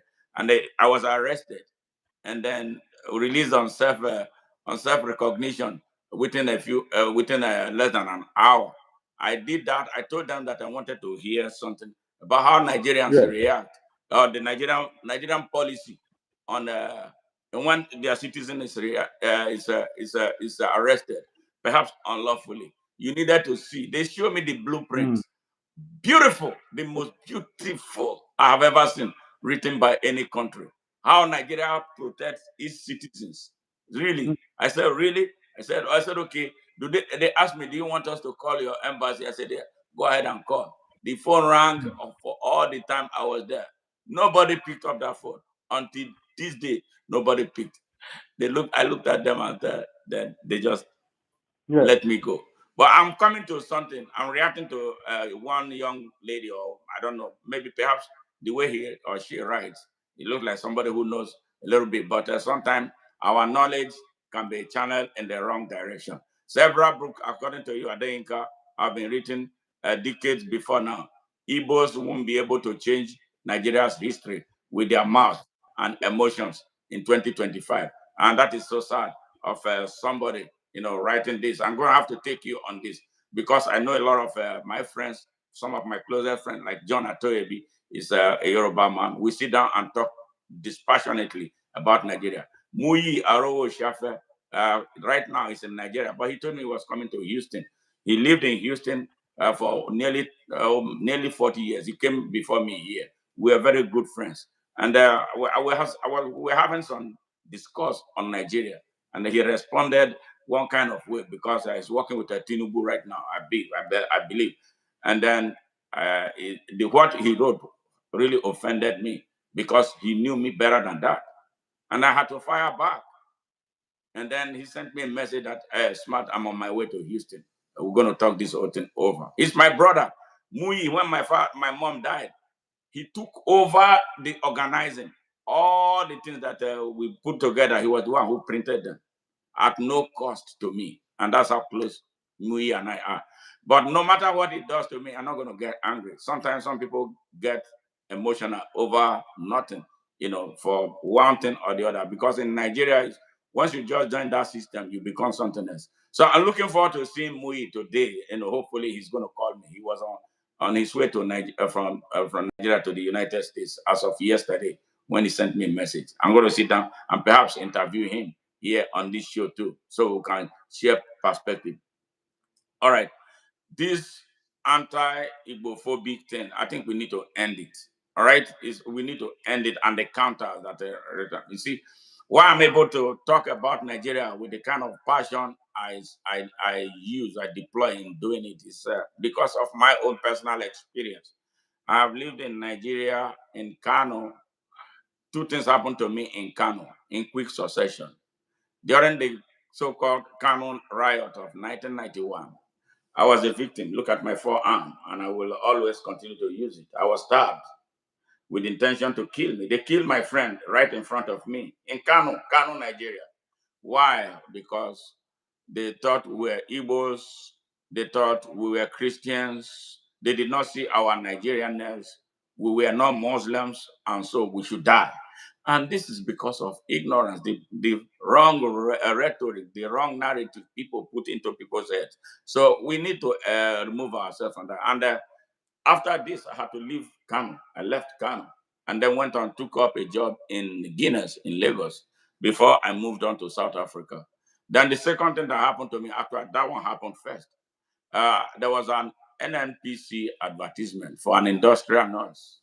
I'm a nurse, all right, with so many specialties, all right. They advertised for an industrial nurse position. I applied and I was invited for the interview or to the interview. We did a written test, we did an oral interview, and I was told that I was the best of all the people who were invited. So if I was the best, was I not supposed to get the job? They told me that though I was the best, they couldn't give me that job. Why? Because I was from Bendel State, and the quota for Bendelites was already filled. Can you imagine that in my country, Nigeria? I was like, are you serious? Yes. So then why did you invite me for this interview? After being the best, you are telling me that you couldn't give me the job and that they told me, oh, we wish you were from Kano State.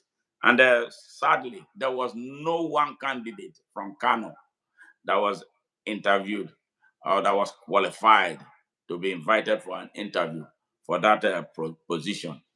So they told me, oh, we are sorry, we couldn't give you this job.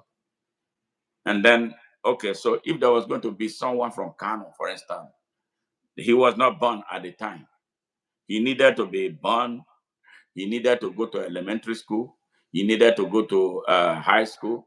He needed to go to college of nursing or university to get a nursing degree in order to be able to function in that job. He needed a specialty in industrial nursing. So you know how long it's going to take. So the people that I was supposed to be serving already I had all these licensures ready to be deployed to serve Nigerians. All right, serve Nigerians, including citizens from Kano, where this facility was located. So I was denied that opportunity. I think I hope you are listening. I was denied that opportunity. And somebody actually pulled me to the curb and asked me, can you do this? He told me to convert to Islam. That since my middle name is Madu, all I needed to do was add AH in order to make it Amadu, so that they will consider me for the job. And I looked at him and said, are you serious? You are suggesting this to me to become a Muslim? Why should I become a Muslim? Because I want a job? And don't you think that I would be a terrible Muslim? I would have been a horrible Muslim if I had converted because of a job that I was overqualified for in my own country. Yes, in my own country. Yes, in my own country. That happened to me in Nigeria. Yes. How do you feel? But here comes me. Yes, here comes me in the United States. I arrived here in 1996 after working for 2 years as a nurse in a previously white only hospital. Yes, and then I came here, went to work in Jackson Park Hospital in Chicago, Illinois. Before I came here, I got a job at the best cancer hospital on earth, MD Anderson. Yes, with nobody asking me about my origin, with nobody asking me about my religion, with nobody asking me about where did you get this funny last name, Ajaja, from. No. And I was given that job on account of my abilities, my competency, and the content of my resume. I was given that opportunity. And I remember when I was applying for that job, another Nigerian that I know, he said, oh, that's a big white man's hospital. They will never hire you. And I said, no, I'm not going to be defeated before I start. I went on ahead and applied. And within 2 days, they called me.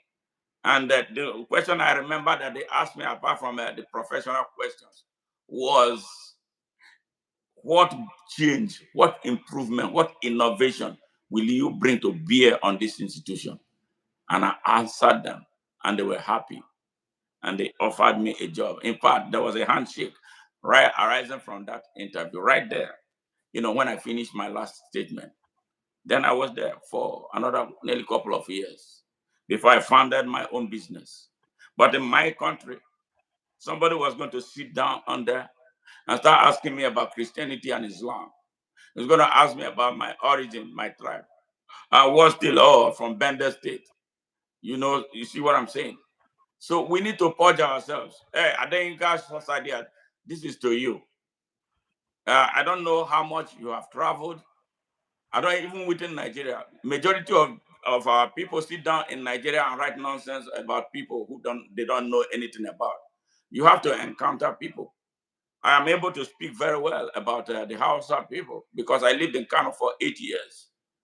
I am able to speak about the Igbos because a lot of them have been my friends. I met them in primary school. Some of my teachers were Igbos. They taught us very good things. That was why I was angry with Amadu Bello when he was the first statement he made on day one of Nigeria's independence, destroying the Igbos. That man was the man who fired the bullet that killed Nigeria on day one. Yes. My encounter with the Igbos taught me a lot of things. They were the earliest teachers, good teachers. Most of my teachers were Igbos. They taught very well. So I would wonder why anybody would push them away and not use them. Look at the level of the kind of education we had in the north then. I'm not sure anything has changed right now. Yes. So those people who can teach, you will not allow them teach. When you hire them, you put them on contract in their country, and you think it's a good thing to do. What are you protecting in a supposed one Nigeria? Now, to your other question, Sadia, I hope I'm making sense to you. Because to change people's thinking, especially when all they know is what they have been taught about is hate, hate, hate, hate the Igbos, hate the Hausas, hate the Afulanis, hate the Yorubas. Yes, so it won't go away. But I want to use my own experience to hopefully inspire you or instigate you to make some researches. Before you put hate on people, go and learn about those people. You must have mingled with them enough for you to generalize. Now, this general statement, we don't tolerate it here for it, but I will cut you a slack. Don't be so general. when you say something. You can use some, you can use most. It's allowed. That is good. But when you say Igbos, all Igbos, you are committing an emotional and verbal violence and genocide.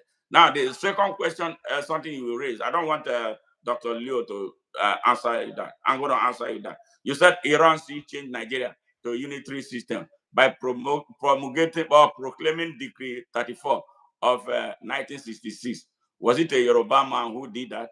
Igbos are now crying most about a system they forced on everyone. Can you imagine that? That is again a generalizing statement. Aguiyi Ronsi was a young man who just returned from a United Nations peacekeeping mission, and because of his ability, he was the first. He was the first African to be appointed the leader of a UN military intervention force. I'm not sure any other person has been appointed since then. That man was a smart man. He found himself as a young military officer. The coup that you guys talk about as being Igbo, even you still have not been able to get over it, even after Babangida has stated that it was not an Igbo coup. You can't get over that. Why are we like this, stuck in one lie? Okay, he came. He was one of those who stopped Nzogo, actually. Nzogo had been gotten to the point where he was unstoppable. Who was the one who stopped him? He called him and Ojukwu, the one that, another Igbo man that they demonized. This history that they deny us, we must learn this history. And if you people, some of us, don't want to learn it, we will continue. We will write it, and that is what we are doing right here. Yes. So Ojukwu was an Iransi. They were the greatest obstacles to Nzogo. They were the one who talked him out of continuing the coup. They brought him to Lagos and arrested him. He was not an Hausa man. He was not a Fulani man. He was not a Yoruba man that arrested him. Yes, and the other people. So let's set this record straight. It's very important for us and our next generation. Let's stop living on the lies of those who make money and all kinds of fame, demeaning other people. You know, that was a flat lie. The unitary system that you are talking about, that Aguiyi Ironsi proclaimed, he found this young military officer, a patriot. He was never when he took over Nigeria. The first group he banned was an Igbo national group. He banned them to that they don't want that. Yeah, but nobody hears about that. He was in a difficult situation. He wanted to unify the country. Yes, he wanted to unify the country so that the country will not fall apart. He was not an elected government. He was not there going to come and be doing negotiation with people who didn't want to be part of Nigeria. He brought the country together and was trying to put the country on a trajectory so that we do another transition to civilian rule. And you are blaming him. No, or any historian who writes about Aguiyi Ironsi in that light is an armchair historian and an intellectual that is bereft of reasoning at all. So I hope that addresses your question. Back to you, Dr. Leonard Nzenwa. Yes. So now we are here, Dr. Leonard, we are here. We have seen all kinds of situations, starting from 1979, Shagari in power. After that, Buhari came and overthrew him. Buhari to Babangida, Babangida to Abacha, Abacha to Seneca, Seneca to who now? From Seneca, Abdul Salam. Hello, can you hear me? I'm hearing you. Abdul Salam. And then from there, Abdul Salam to Obasanjo, Obasanjo to Jonathan, Jonathan to Buhari, Buhari to who? To Bola Tinubu. Tell me, was there any Igbo man there? Was there any Igbo man there? There was none. And they did not mind. So, Dr. Leonard Nzenwa, we are here. An election was held in 2023. Midway into the election, they said the server stopped working. They turned off the server. In the middle of the night, when the people of Nigeria were sleeping, they announced a result and declared somebody who did not, who was losing the election, the winner. And we are where we are now, back in a logjam.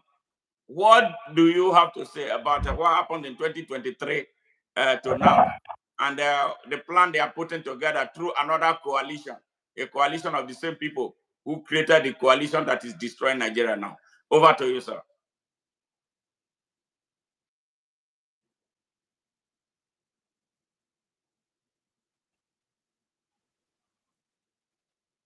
Can you hear me?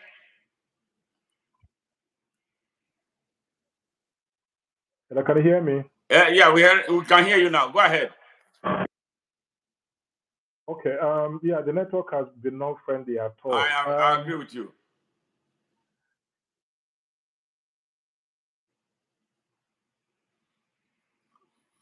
God. Yeah. This network, man. This network, and this is a very important question that I would love this young man to address for the people of Nigeria. This is sad that we are not able to flow the way we ought to. Again, the tragedy of Nigeria. Again, a tribal Nigeria. Again, when the worst from our tribes are in power, we support them to destroy the country, even if they are destroying us, destroying our children, destroying our future. Yes, I'm hearing you now. Go ahead.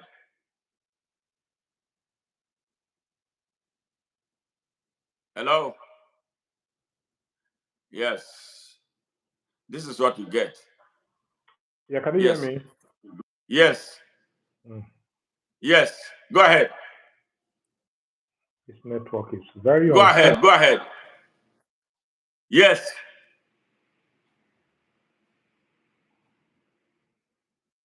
Yes. Go ahead. Go ahead. We are hearing you. Yes. Hello?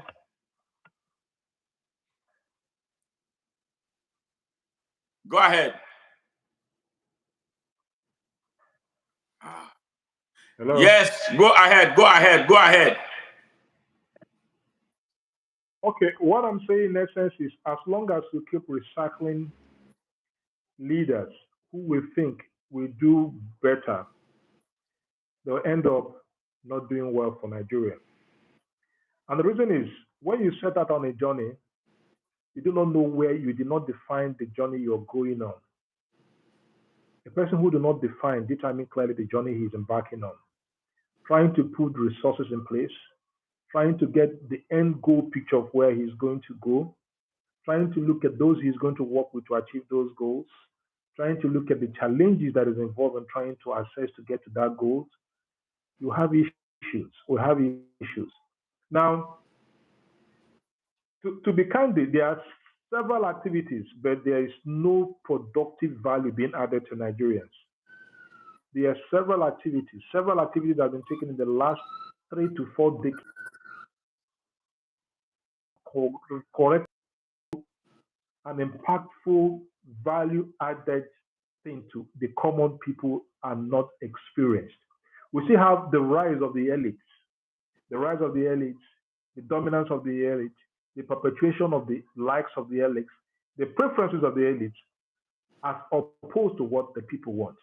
Now, the way to 2027 and the crisis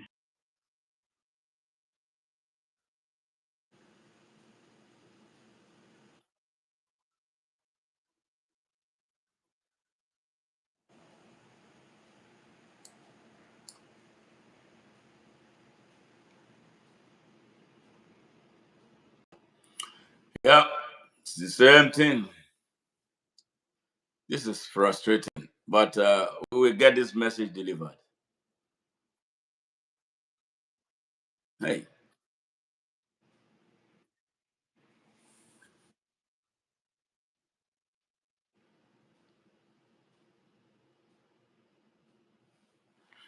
Yeah, it looks like it's getting worse.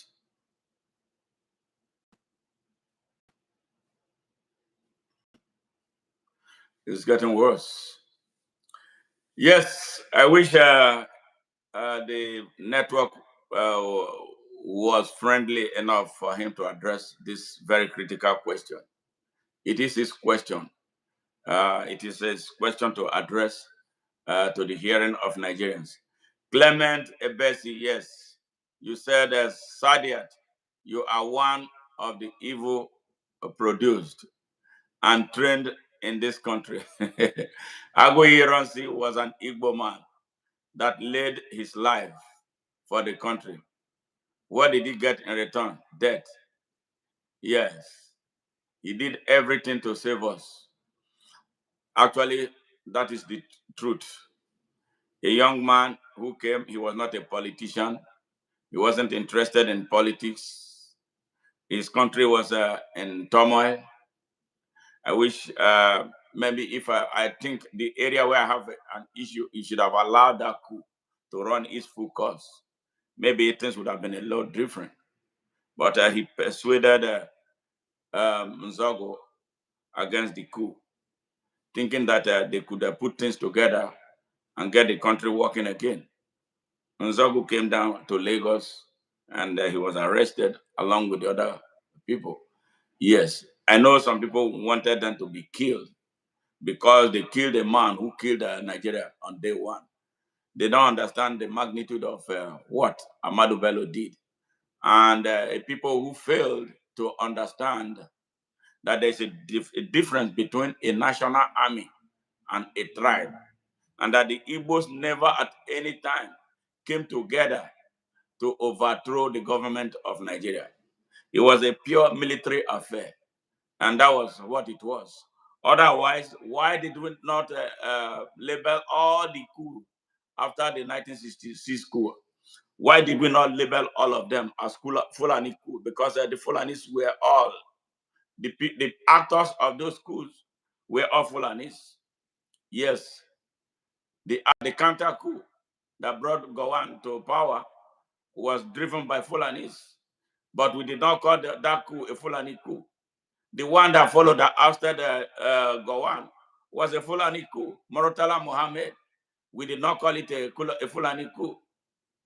The one that ousted Morotala Mohammed, the ones that took over, they were put together by Fulanis who handed power to Obasanjo.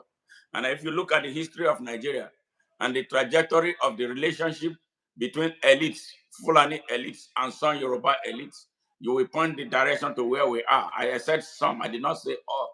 You see, it started in 1914. The relationship started in 1914.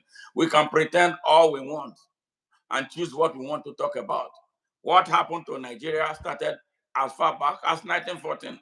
The amalgamation treaty, that was where it was. And you may be surprised to understand too, that at independence, all those who struggled for the decolonization of Nigeria, they were not present at the former independence ceremony. Zik was not there, was he? Awolowo was not there. It was Sadona, Ahmadu Bello, they handed the country over to. Look at what they did to our country. We are afraid of talking about those, and they have not stopped. They set the country back. All right. After that, Babangida came. Babangida rode on the back of the North. Who controls the North? It's Fulani elite. When you hear about Northern leaders, go and check. 99% of them are Fulanis. All right, and you don't talk about that. So let's just be real and build a country. That's what we are talking about. We are talking about going forward and not moving in the same trajectory that we have traveled to nowhere since 1960. Welcome back, Dr. Leonard. I was holding brief for you while you were gone. Yeah, thank you very much. The network has not been friendly, as I keep saying. Yes. That is an indication. Absolutely. Yes. This is what we experience here. Every time we want to do businesses, you have challenges of this nature. You cannot hold businesses on Zoom, effectively and efficiently. Millions are being lost, opportunities are being lost, access to good transactions are being lost. We call ourselves Giant of Africa. Giant of Africa that cannot move a foot. And people are suffering here. Now, to your question, I'm particularly interested in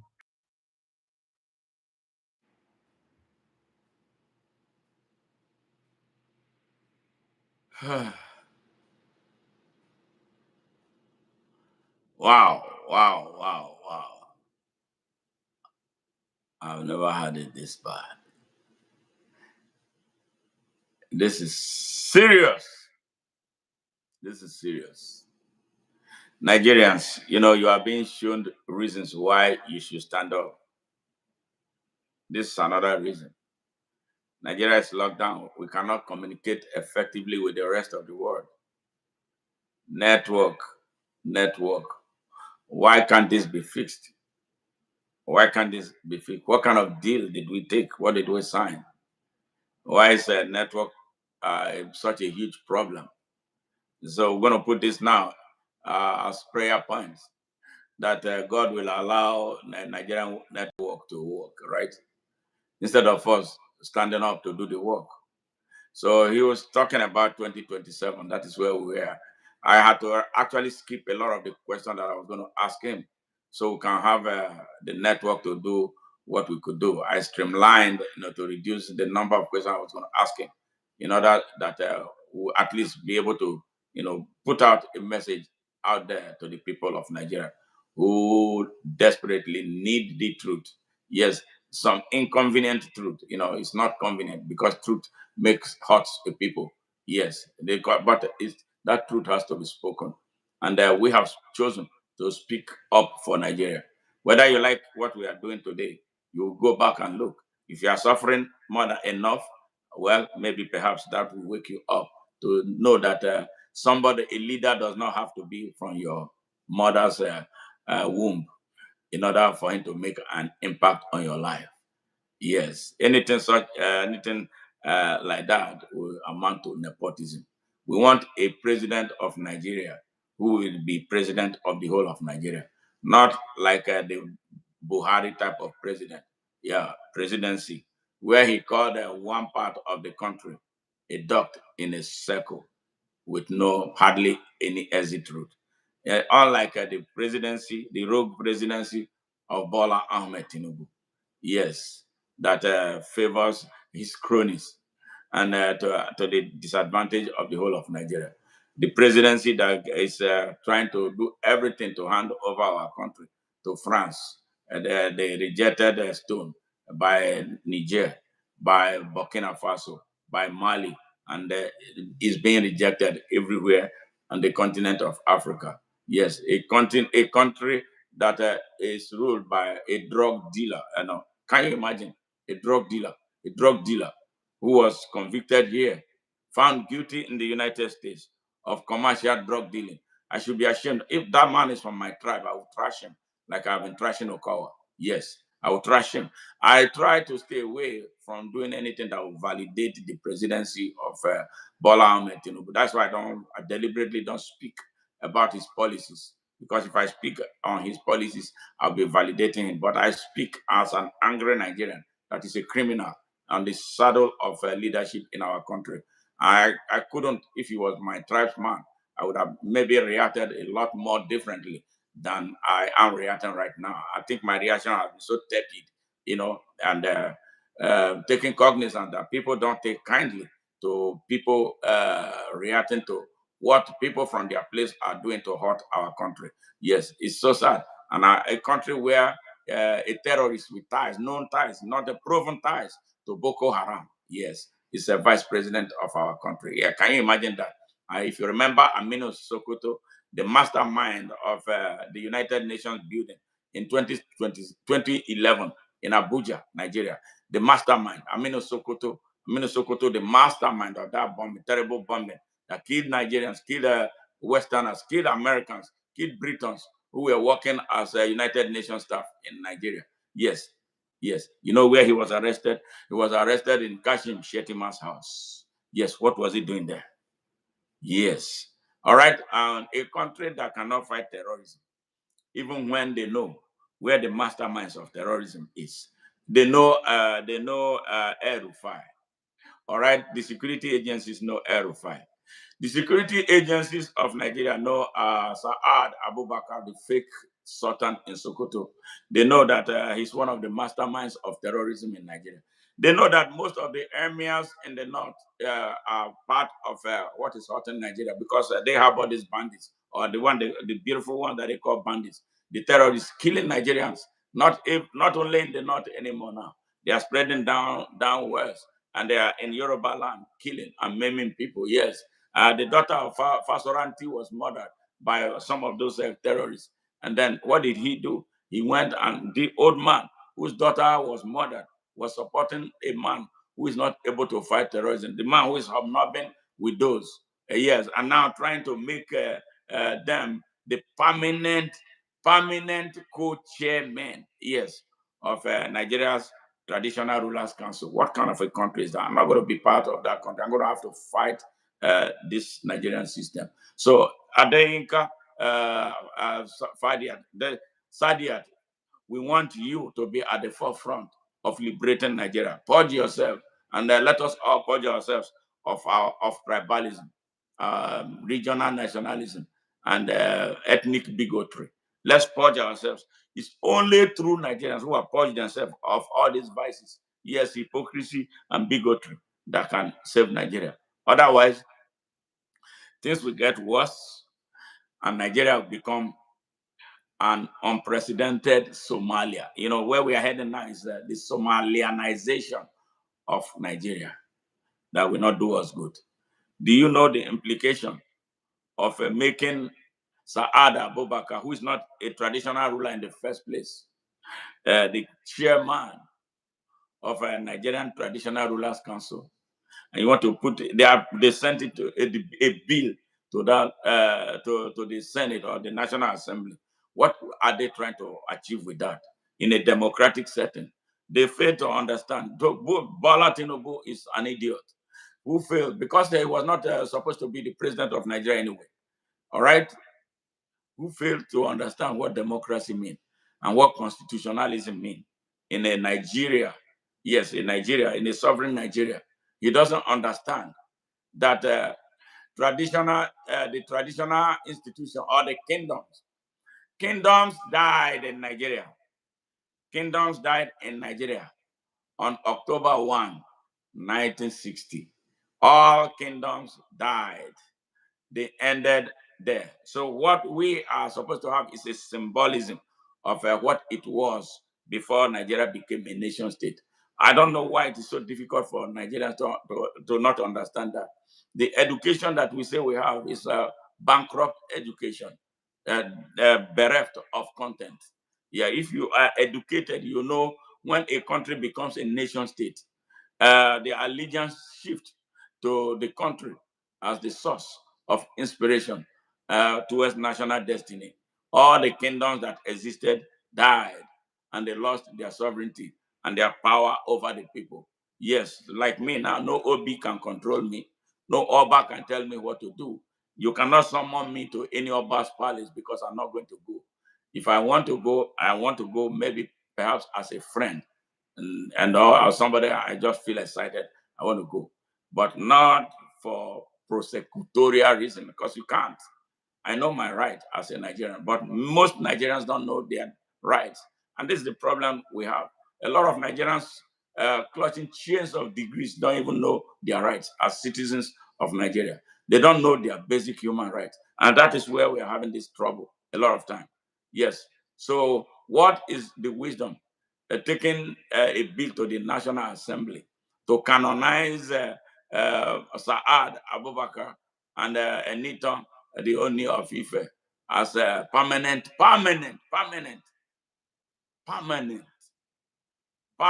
co-chairperson. As thank you very much, Jendo. Thank you. Appreciate. Much love, much love, much love, much love. Yeah. So, what's the wisdom in attempting to make Saad fake in the first place?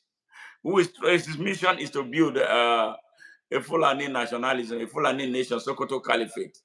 Yes, Mystery Babylon in a country where that is a democracy run by a supposed constitution. So something is wrong, something is not right. That is why we must wake up Our job is to educate the people of Nigeria, educate you on your basic human rights, which includes your right to life, your right to choice, your right to freedom of expression. Yes, your right to freedom of expression. They have taken that right from Nigerians. You cannot express yourself. All right. Nigerians are scared of standing up to their monster. Right to freedom of association. Yeah. All right. They built a prison. Yes, a prison. The Igbo man cannot effectively relate well with a Yoruba man. All right. The South and North are at war. All right. Stupid war driven by who? Corrupt and morally bankrupt political elites driven by selfishness and greed. Yes, you line behind them in their war against you and against your generation. You think it's cool to do that? It's bullshit. All right, your right to freedom of worship. Yes, now people are scared of worshiping God in truth and in spirit the way they are without being afraid of being bombed while in the church or while in the mosque. So you see, and the right to self-determination. Every man has got the right to decide his own destiny. And in the judgment, there will be no partiality. And the man that is going to judge you is the supreme being, the Almighty. He's not going to judge you as a Yoruba man. He's not going to judge you as a Fulani man. He's not going to judge you as an Hausa man. He ain't going to judge you as an Igbo man. He's going to judge you on account of what you did while you were here. He's going to judge you on account of the rights that he gave to you, your basic human rights that derives from your dominion. God said, I gave you dominion over all things. So if God gave you dominion over all things, it means he gave you dominion over bad leadership. He gave you dominion over hate. He gives you dominion over discrimination. So what did you use with them? You will be held roundly and squarely accountable, all right, by the Almighty. And when he's doing that, you're not going to see Fulani anymore. You're not going to see Igbo anymore. You're not going to see your Yoruba anymore. You're not going to see your Hausa man anymore. You're not going to see Islam. God did not even tell anybody to create a religion. Yes, religion is a man-made creation. God told you, live right. That is what it is. And he gave you something right here, your heart. You listen to your heart. You see there's a connection between the ear and your heart. Anything that you want to do, anything wrong, your heart speaks to your ear. It's when you refuse to listen and cross the line that you commit a sin. Honestly, I don't know. People read the Bible, read the Quran. I'm not reading that anymore. I've read many of them. Listen to your heart. Treat others the way you don't want to be treated. Yeah, or treat others the way you want to be treated. Don't start up hurting people. Don't wake up planning on how to eliminate or exterminate any ethnic group or any group of persons because you don't like their faces. You don't like what they say. You don't like that they stand up for their rights. When you are not standing, if you are from my tribe, and I'm doing something wrong, and you cannot step up to me and stand up for me, then you are not doing yourself any good. It is you that is being hurt. So when the judgment day comes, you're going to be held on account of what you did with God given human right. And then your right to the citizenship of Nigeria. Do you know you are a Nigerian who has a right to live in anywhere, lawfully anywhere in Nigeria, without being afraid of being molested or attacked because you do not come from the immediate environment where you found yourself. All right? That is very important. You know that you have a right to assert your citizenship of Nigeria anywhere. You know you have a right to seek employment anywhere without anybody telling you that you have to sign a contract. You know you have a right to represent Nigeria on all front. And then you know you have a duty, see, a moral, spiritual, civic, and constitutional obligation to defend Nigeria at all times, not sometimes, not only when it is benefiting your tribe or benefiting your religion. You have a duty to defend Nigeria at all times, from being destroyed by some of its own citizens, including those from your places and their foreign collaborators where that exists. So these are the things that the typical Nigerian does not understand. We are not going to continue to validate the story, the rhetoric of the past that has kept all of us divided and far apart from each other. Nigeria is a very, very beautiful and rich country with everything in it for us to enjoy. But we chose to line behind the worst, our worst. our leaders. Our worst lead Nigeria. The very worst lead Nigeria. They are from your places. They are from my places. But the good thing about me, I am standing up against those who are from my place that are destroying Nigeria. I'm not afraid of them. Yes, so you do your own part. Let's meet at the center and save Nigeria. Welcome back, Dr. Leo. I hope Yes, this works better today. I have to go out on the street now because this fluctuation is. So let me see how it will improve. Okay. What this thing is doing is it's really aborting a very, very serious conversation on national issues. Absolutely. And what it's making me very upset because when I see feedback from people who are supposed to know the truth and they are running away from the truth, then we have no future. And this set of people are the kind of we should do everything to make sure we censor them so that they do not destroy the hearts and minds of our young ones who are seeking to know the truth about what is happening in this country. That's what it said is. That, let me be very clear about it. If Go ahead. Nigerians are not sincere to get themselves from this gulag, this prison that we're in, it's going to be difficult for us to get out. As currently constituted, Bola Ahmed Tinubu is the most dreaded and most mercurial professional politician you can ever think of. Bola Ahmed Tinubu is a thoroughbred professional politician. He's a man you cannot beat anyhow. He is good in this game. My admitting that this man is good in this game does not mean that he is not defeatable. But we need to acknowledge a force that is fighting us so that we know how to approach it. As I speak with you, I was talking about the power of incumbency. The only time we've had it in history of this country where the power of incumbency failed was during Jonathan. Jonathan lost out on account of his inability to take advantage of that which actually he had the opportunity to do, but he lost it completely. Now, I'm concerned about the roadmap to 2027. Yes. 2023 happened because Nigerians also fell into the same trap of deception. Now, would you allow what happened in 2023 to also repeat itself in 2027? My take is that the roadmap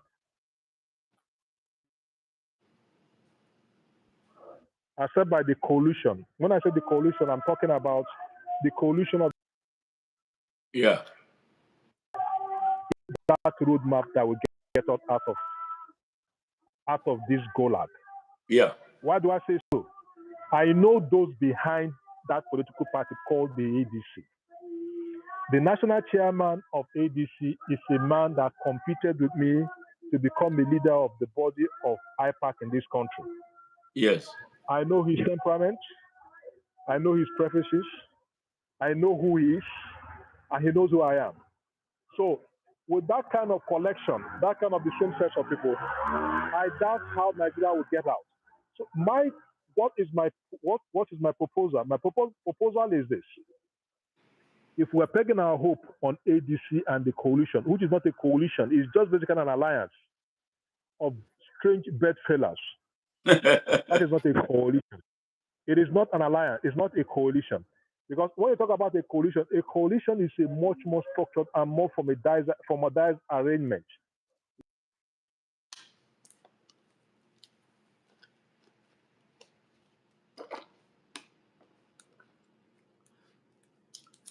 Yeah, we lost him again, but I believe he will come back. He's talking about the coalition that they are putting together with the hope of ousting Bola Ahmed Tinubu. It's just for the sake of this interview that I'm talking about this. I am not interested in their coalition because I don't believe in the coalition. The coalition is ill-founded by mostly criminals. Those behind the kidnapping and the insecurity in Nigeria are all in it. So they have nothing to bring about. Nothing good is going to come out of that coalition. And I hope that is the position Dr. Leonard Nzenwa is sharing, and because the founding of that coalition. You can see it, like he rightly put it there. A coalition of strange bedfellows. It's not going to work. What is their plan? Just to wrestle power, like APC, a coalition in 2014 was put together to wrestle power. They took over the country. What did they do with the country? They destroyed the country. So, and interestingly, it is some people who created the APC coalition that are behind this ADC coalition. So let's Nigerians, anyway, I am not going to breathe down on you. This is my own personal opinion that I believe that the ADC coalition is a dead on arrival coalition because it's going to fall apart. Yes, it's going to fall apart. I'm hoping that Dr. Leonard Nzenwa comes back so he continues with that discussion on the coalition. For me, 2023 was is a historic marker that Nigerians should have taken advantage of to set themselves free. But what happened? Was so saddening, so saddening that the country allowed that to happen, and then everybody went to bed for a man who did not win an election to be installed president of Nigeria.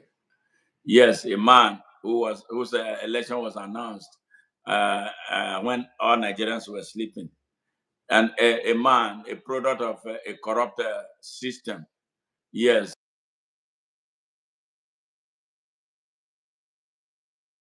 Night before the election, you know, Mahmoud Yakubu was flown to Lagos, and he was at the Bola Ahmed Tinubu's house.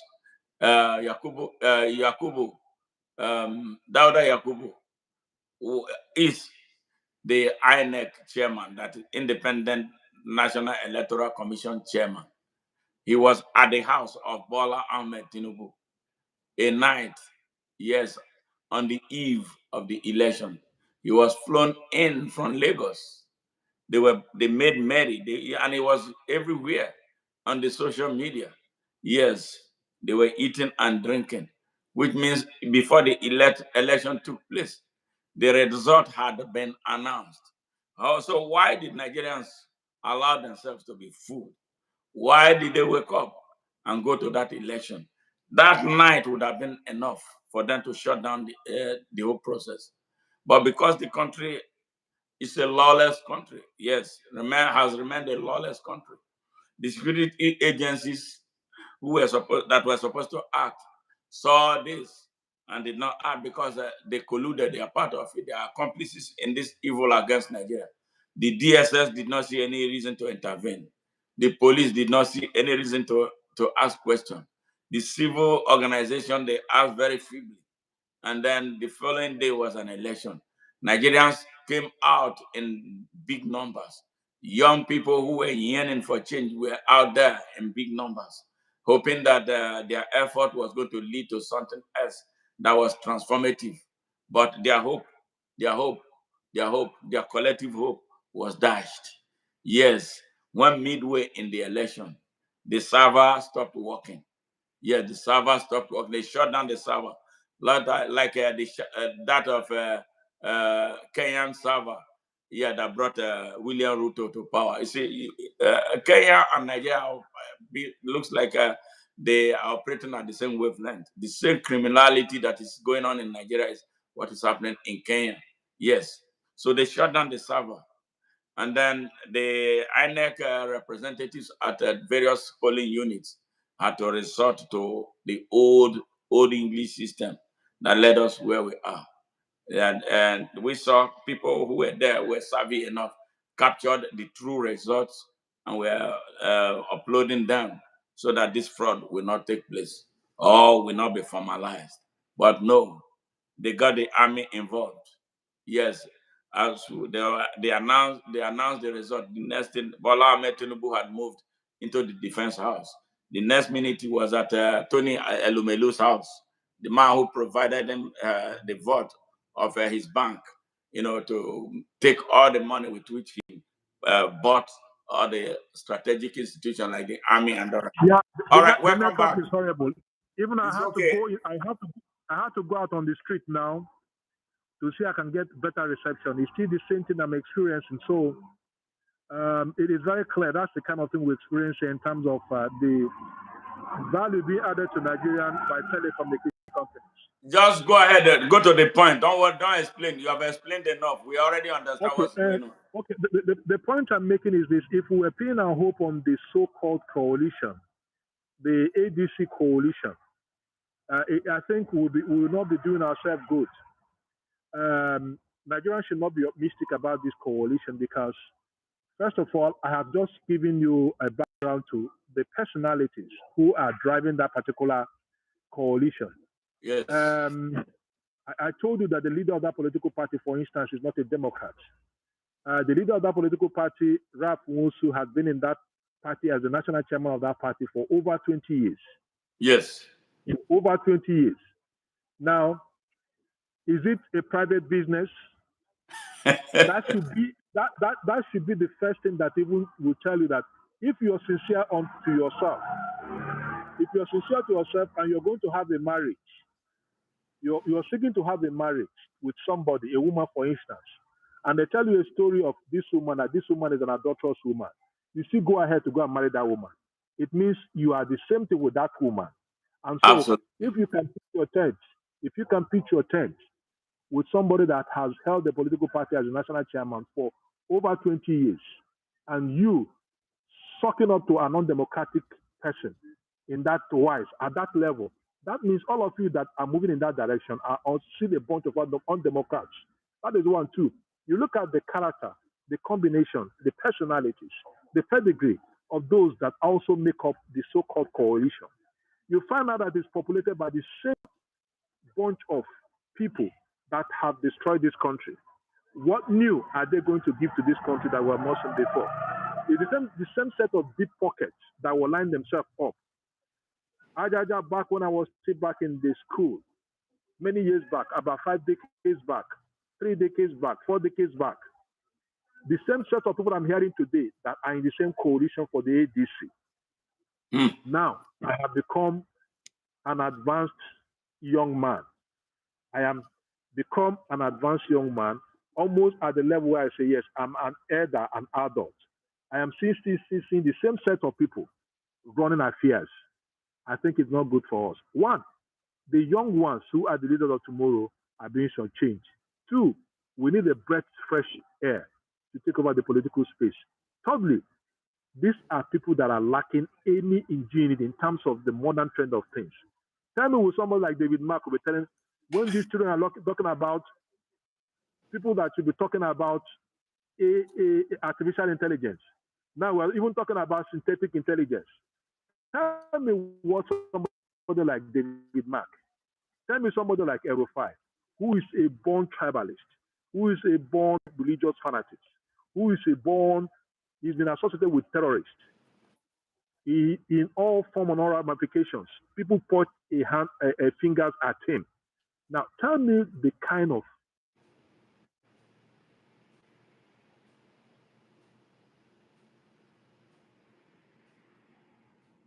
Yeah, we lost him again.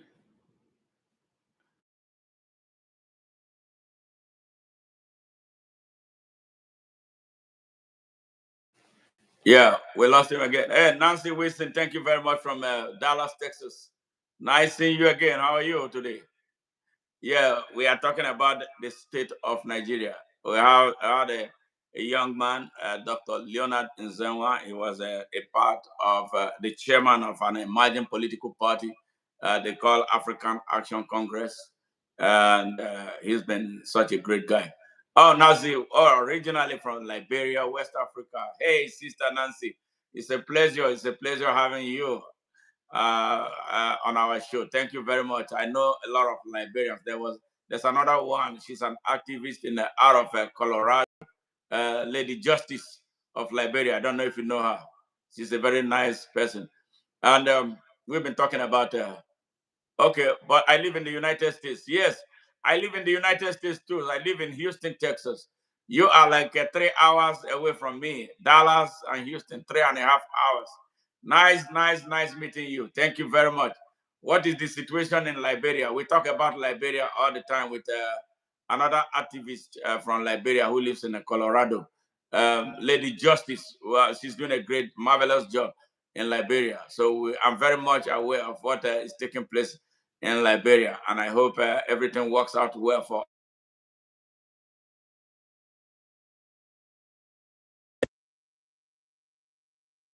Yes.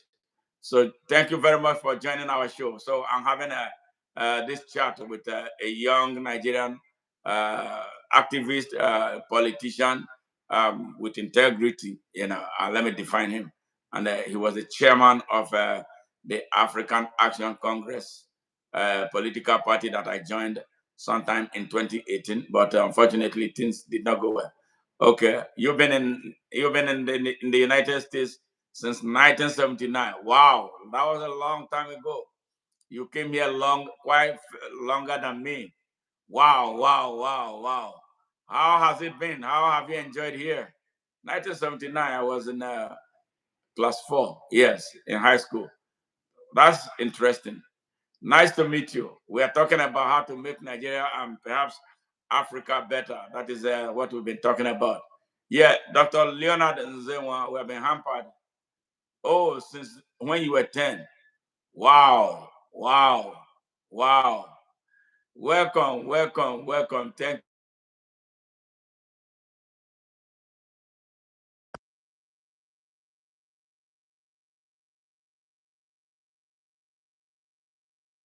you. It's a pleasure. So, have you been back to Africa? Have you been back to Liberia since you came here? So let us know what is happening in Liberia right now, and from your own perspective. I hear the situation in Liberia from other people's perspective. Maybe yours will help too. And then let me thank all those who joined us in this stream. We have been here since the past 163 minutes. That's like 2 hours and nearly 30 minutes of talking about Nigeria. We are hampered by seriously by network issue coming from Nigeria. Yes, a country, beautiful country, great country, where the very worst leads the country at all levels and in all sectors and in all of its strategic institutions. They are holding our country down in chains. Hey, let me thank all those joining us from TikTok. Thank you very much for the yeoman job. Great job, Jane Doe, for the great job you are doing. Much love to you. Then those on Facebook. Yes, we are not seeing you yet, but man, thousands of people are coming, joining from YouTube and a lot, and also from TikTok. We appreciate all of you. The issue we are talking about is Nigeria. I am having a chat with a young man, Dr. Leonard Nzenwa, former chairman of the African Action Congress, AAC, and former chairman of the Inter-Party Advisory Council of Nigeria, IPAC. He has seen it all. He's a very young guy, great guy, a high-level intellectual. Yes, but the type of people that the Nigerian system does not want the people of Nigeria to hear their voice. And this is the reason we created an alternative way of addressing the Nigerian people, because the mainstream media is a sellout in Nigeria. They are part of the problem that we have. Yes, Dr. Leo, I know, man, you are doing a lot of hard work out there. I see it's getting dark where you are, with this whole thing going on. Okay, go ahead and just continue. Let's not waste a lot of time. Yeah. So the point being made essentially for me is that Nigerians should not be hopeful with the so-called coalition of the ADC. Yes. And I have enumerated the reasons why I consider the ADC as the worst thing that will happen to this country if they are allowed to access the political power at the presidency or whatever level. Yes. I'll give my reasons. we do not want a repeat of what has happened with the APC, the gang up with the APC. And at the same time, we should also work against with the ADC. The ADC does not hold hope for us. But let me say one important thing as well. Even as much as we're talking about the ADC alliance, I prefer calling it an alliance than a coalition. I have said it over and over again. I've written about it. Peter Obi is not the best fit president for Nigeria. But Peter Obi is the need fit president for Nigeria. I repeat, Peter Obi is not the best president for Nigeria. Peter Obi is the need fit president for Nigeria. Let me explain. What we are looking at for now is to have the access or corridor in power. Once you access that political power and chase this bunch of Methuselah recycled politicians, yes, you will not have a gateway to now see how you can move forward. Peter Obi has amassed the resources to do it. Peter Obi has amassed the resources to do it. And we do not have that resources to do it. Politics in Nigeria is extremely very expensive. And I know it's also very expensive in the United States as well. So as we speak, Peter Obi remains the need fit president, but not the best president for this country. However, whoever now, is going to work with question. What is Peter Obi doing in the ADC coalition? Coalition driven by criminals, coalition driven by those who mastermind terrorism. Don't you think it's in a bad neighborhood? Well, that is the same question. That is the same question I've also asked myself. What will Peter Obi be doing with a coalition ADC? What would Peter Obi be doing with an alliance like ADC? You know, there's what we call empirical politics. There's an aspect of politics where we begin to play we have politics, we have politicking, then we have politricking, where you have poly and tricking. Now you have these three levels: politics, politicking, and politricking. Peter Obi is at the middle of politics, but he is overwhelmed by the forces of politricking. And so the only way for him to fit it into this axis between politics, politicking, and politricking is for him to assess the politricking.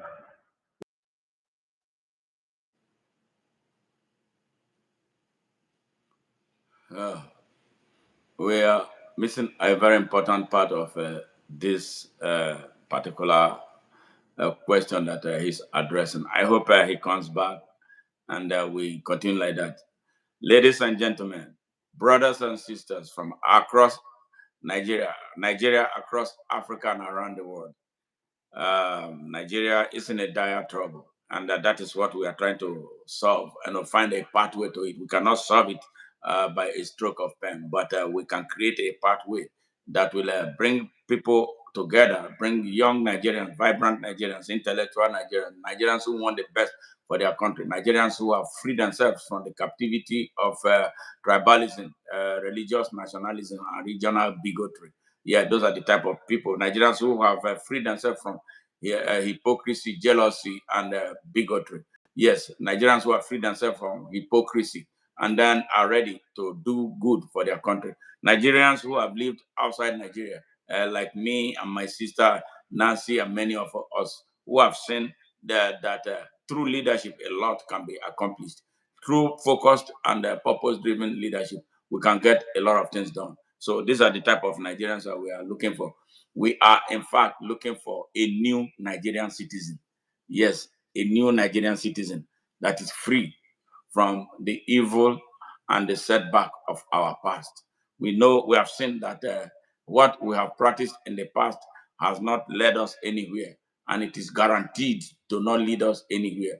We are looking for a new pathway, and that is why we are inviting young Nigerians from across Africa, everywhere on earth, to come and join forces with us. Yes, we do this as ONN. We have a movement, yes, on Facebook. Yeah, if you want to join that Facebook movement, it is the name of the movement is Open Nigeria Now. Open Nigeria Now. If you search for it on YouTube, you'll be able to find it. I'm sorry, I should have provided the link earlier so we can jump on that, especially for the thousands of people who are viewing us from YouTube. I should have put that link up there. Well, I forgot, so my apologies for that.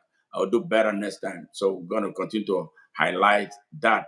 So, but the name of the movement is Open Nigeria Now. We believe that we need a platform to fight and not just talk into the air. We needed to channel our grievances constructively through a platform. And the best platform that we know that exists is the Open Nigeria Now movement platform. We are on Facebook. And if you join and you demonstrate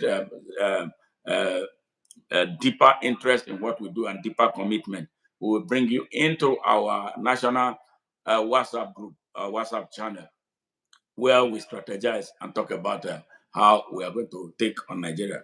But essentially, what we need, to drive that movement is the people. I cannot do it. I have the idea, I have the vision, but the people have the power.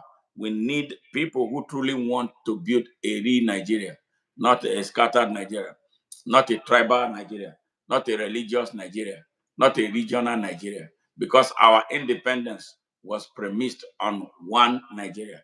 And so, if that is the case, we want to build a platform populated by Nigerians who think that Nigeria should be one, who not just only think, they believe it and they act it. And one way of acting it is by belonging to that group and then demonstrating leadership, bringing what you can do to make us succeed with that.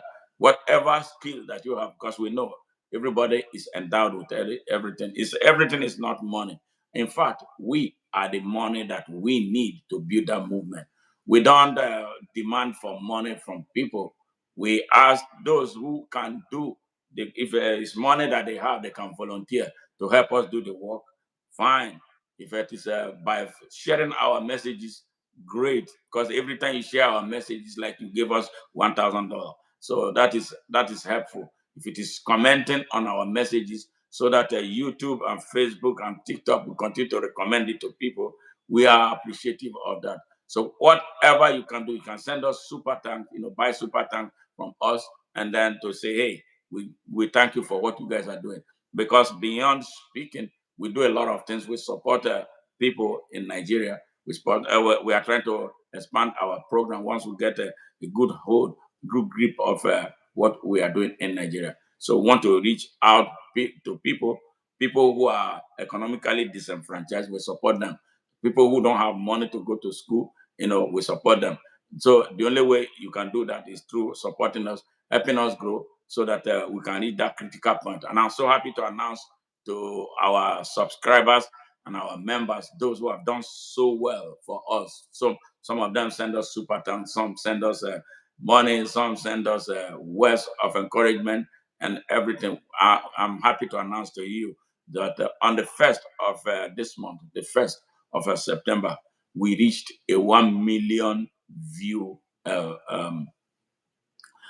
status. See, and that means a lot to us. So our channel that started in 2020 have received over 1 million visitors, 1 million views. And you know what that means. But we can make it better. We can double it in the next few months. And the only way we can double it is if you show interest in what we are doing by simple sharing our work. It goes a long way. It sends a message to the algorithm of YouTube, the algorithm of Facebook, the algorithm of TikTok, and all the algorithms, will be recognizing us as a force. And truly, we are a force. We are a very focused people. We are not corrupt. When I say we are not corrupt, I am not just mincing words. Zero, zero, zero, zero tolerance for corruption. Nigeria has been corrupted so terribly. We need a pathway out of corruption. And the only way is to, do something differently from what has been done before that put the country in a mess. They are so scared. The oppressors of Nigeria are so afraid of what we are doing. That's why you see them. They now call me a CIA agent, but I don't care.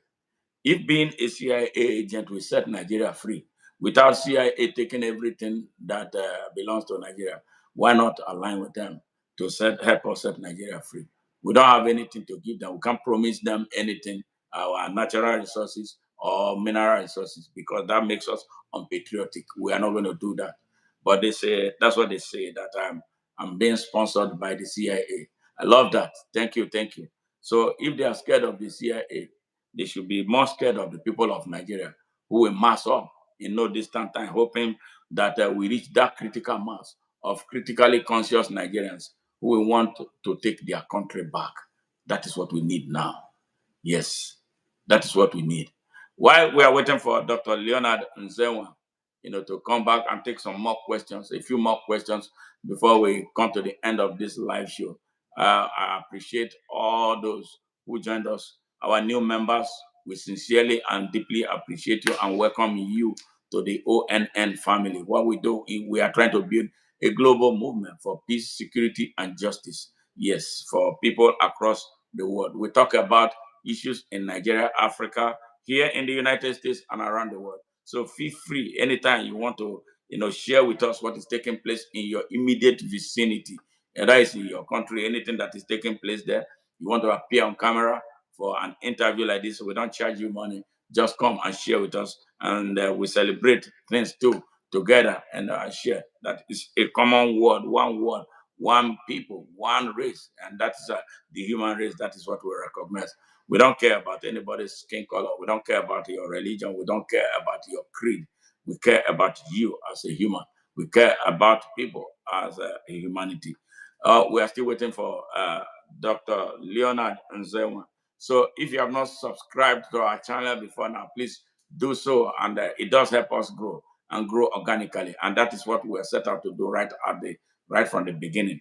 We want to grow organically, because every time we come here, we want to talk to real people. Yes, real people who want to talk about real issues and issues that affect the world, and we profile solutions that will positively impact the people of the world.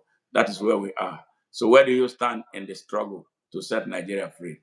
We are here. And if you want to talk to us, if you want to call, the number to call is +1 713 281 35 34 281. Oh, sorry, 713 281 5435.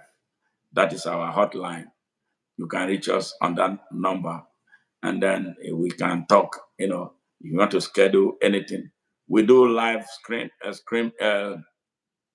streaming of events, that addresses social issues. So if you are within the locality of Houston and you want to talk about things that bring people together, you want to stream it live on the social media, you can invite us and we'll do justice to that at no cost to you. All right. So we are looking for ways to help humanity.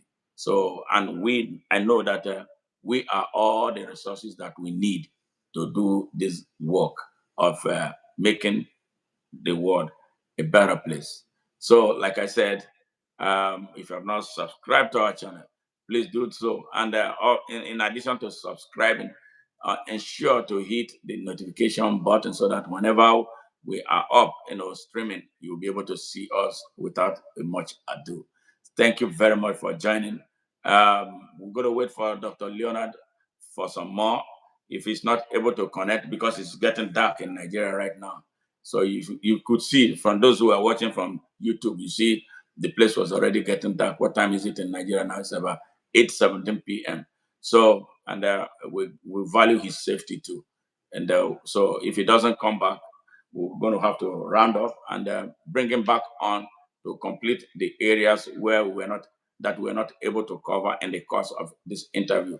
Where he was talking about the last thing we're talking about a coalition designed to change Nigeria, to wrestle political power from the monster holding Nigeria hostage, the monster Bola Ahmed Tinubu.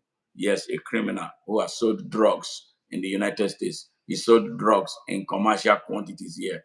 He destroyed families, destroyed generations. Yes, and then America arrested him, put him through trial, found him guilty, but they reached a settlement with him where he had to pay them nearly 500,000 US dollars, and he was let go.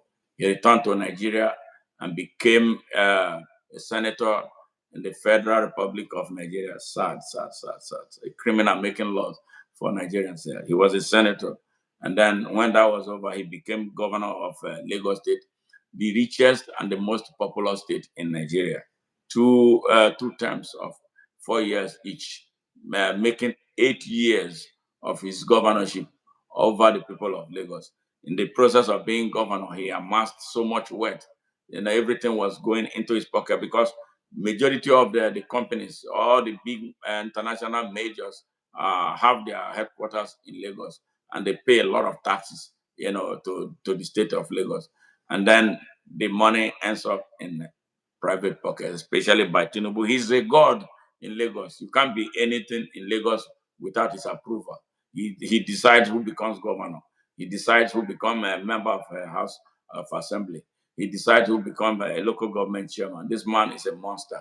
And this ragtag coalition think they can defeat him with the criminals driving the party. That is not going to work.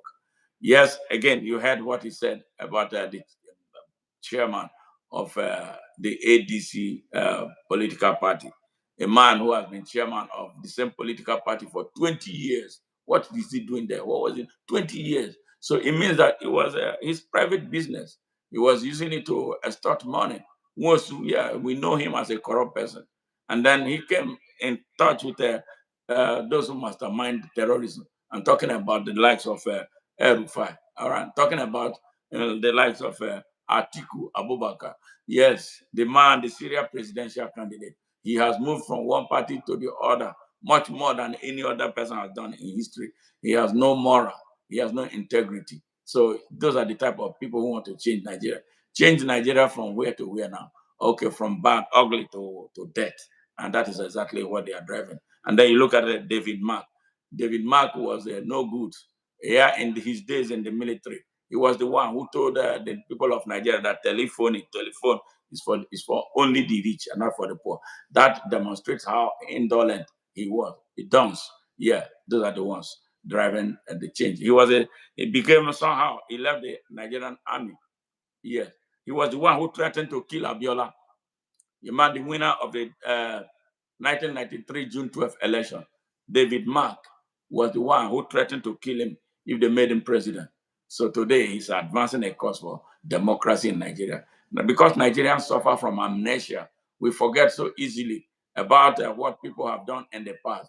We are men and women of the moment. We forget our history because we hate to go to history. We hate to go and research. So these idiots come and do as they wish. Yes, he was Senate president. Senate president. The roads to his place were all impassable. He had a helipad on top of his building in his hometown. So he flies in his helicopter. He was flying in helicopter as Senate president of Nigeria to land on top of his helipad that he built in his house, and then find his way down. And then, oh God have mercy, what is wrong with Nigerians? We have a problem. Yes. Remember when Yaradua died and all the games that they played. All right? Yaradua died. And constitutionally, the vice president ought to have taken over. They tried all they could to prevent Jonathan Goodluck from succeeding Yaradua. Something that was written in the Constitution. Yes. The criminals who call themselves Northern leaders wanted to sabotage him becoming the next president. They held the whole country hostage. And David Mark was in the thick of action. It took effort from us in the diaspora to force an action that led them to declaring the so-called doctrine of necessity before President Goodluck Jonathan was made president of Nigeria. doctrine of necessity against the provisions of the Constitution. Jonathan Goodluck served at Yar'Adua and ran as a standalone candidate of PDP, and which I would describe as a national blackmail involving all of us, because we thought that there was a time, that the time had come for a younger person to be president, a man driven with what was taking place in the 21st century. We did not know that he was going to be another problem on his own. He won that election. It was like the Almighty God handed Nigeria to him, said, Jonathan Goodluck, fix this country. Like Dr. Leonard Nzenwa stated, the president of Nigeria, the power of the president of Nigeria is stronger than the power of the president of the United States inside here in the United States. The Nigerian presidency makes you a dictator, which means you can do anything. So if you are a good man, you can use it to do good stuff for the people of Nigeria. Jonathan Goodluck had an opportunity to do good for the people of Nigeria. He did a direct opposite. After serving 2 years and winning a 4-year term, bringing it to a total of 6 years, I would wonder what he'll be looking for. Right after he won, he started working for a second term, instead of putting his heart and soul into working for Nigeria and the Nigerian people. So his work will speak for him, in that if he decides to seek an extension of his tenure, his work all over Nigeria will be speaking for him. The same criminals who call themselves Northern leaders came to him and asked him to sack Dr. Festus Odomegu, the chairman of the National Population Commission, who had already mapped out Nigeria for Africa's first scientific census, because what he was doing threatened their interest. Because what he wanted to do will prevent them from going to Mali, from going to Niger, from going to Chad, from going to Mauritania, to import people to be counted as Nigerians and given Nigerian IDs and given access to the benefits that are accruable to Nigeria. They were so scared. And that was how they were winning elections. They would go to Mauritania, they would go to Chad, they would go to Niger, they went to Mali to bring people to vote in Nigerian elections. And that's how the North is so populated much more than the whole of the country. They knew where he was going.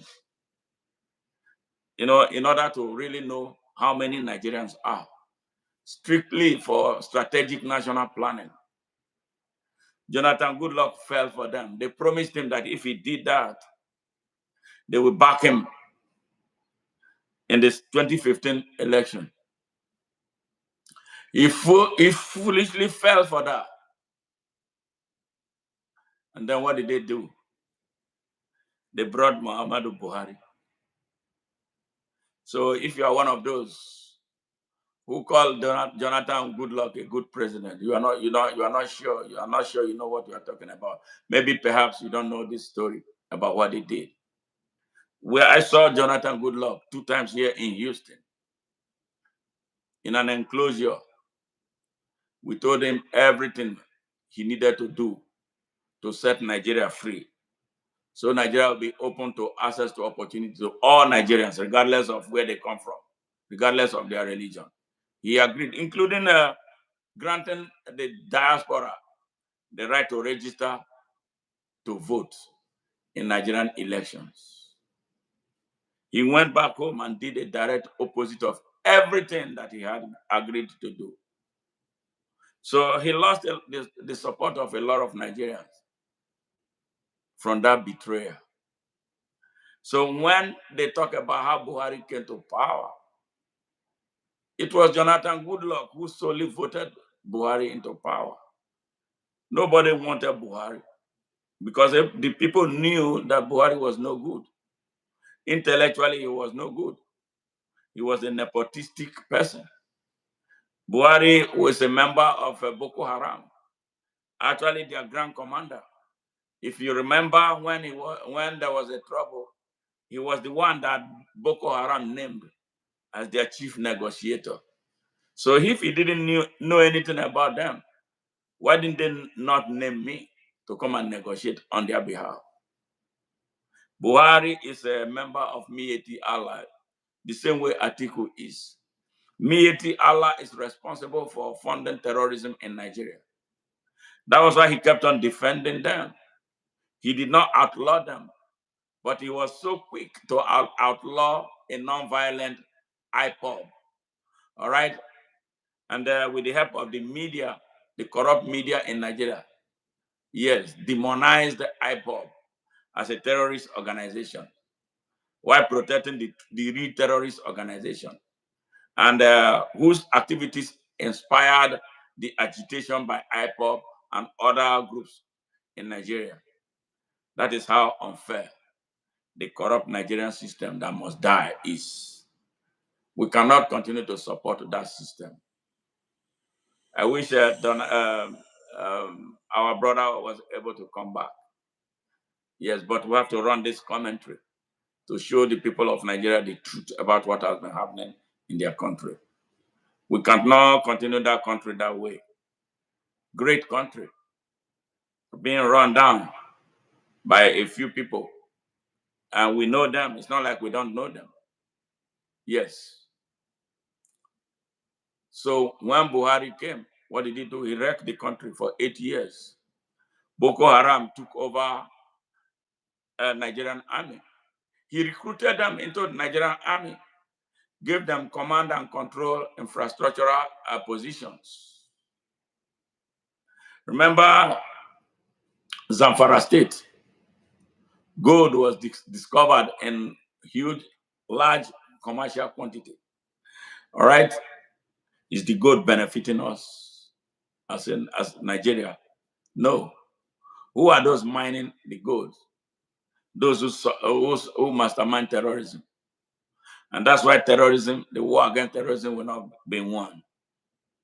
But the oil in the Niger Delta, where I come from, has been sustaining Nigeria since 1957.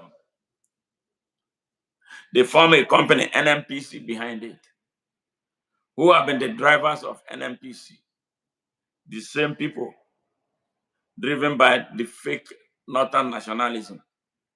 Mili Kyari was on it for how many years? He completely destroyed the NNPC and made the country's 4 refineries not to work. And all of a sudden, we are seeing Dangote refinery. All right? And you still don't see that there is a systemic destruction of Nigeria going on. Economic usurpation of Nigeria. There's political overrunning of Nigeria. We all know this. And now they are using violence to blackmail, intimidate, and wreck our country. They are sacking villages one after the other in the north, in the east, in the west, and in the south. And we still see a reason not to take a position and save our country. Yes, they use accomplices from various parts of Nigeria, including the southwest, scavengers from Igbo land, and others from across the country, who come out in their defense, in defense of an elitist group from our country's minority, wrecking our country, creating an apartheid infrastructure in Nigeria. And we are all sleeping. And then someone will come here and be defending nonsense instead of rallying with the rest of Nigeria to end this thing. What do we benefit from tribalism? Destruction. What do we benefit from religious bigotry? Destruction. Blood is being spilled everywhere. Blood of the innocent Nigerians are being spilled everywhere. At what point are we going to wake up? This is what we are trying to unearth, to bring a new citizen of Nigeria. Yeah, we need a new citizen. What we have now is not. There are not many who are truly citizens of Nigeria. You may come from that geographical expression, but that does not make you a Nigerian. How do you relate with other Nigerians? Do you hate them? Do you, because they are not from your tribe, treat them some kind of way? Are you truly working with those who have this national progressive national instinct? You know, what are you doing? Are you sabotaging Nigeria? Are you one of those who will come to America and tell some people or the authority here that Igbos are not good, and then they will start? Are you part of what is happening in Ghana? Yes. When all of a sudden Ghanaians are talking about Igbos. They are not even talking about Nigerians again. Igbo must leave Ghana. Yes, something is not right. And you and I have a duty to wake up and do something for that country.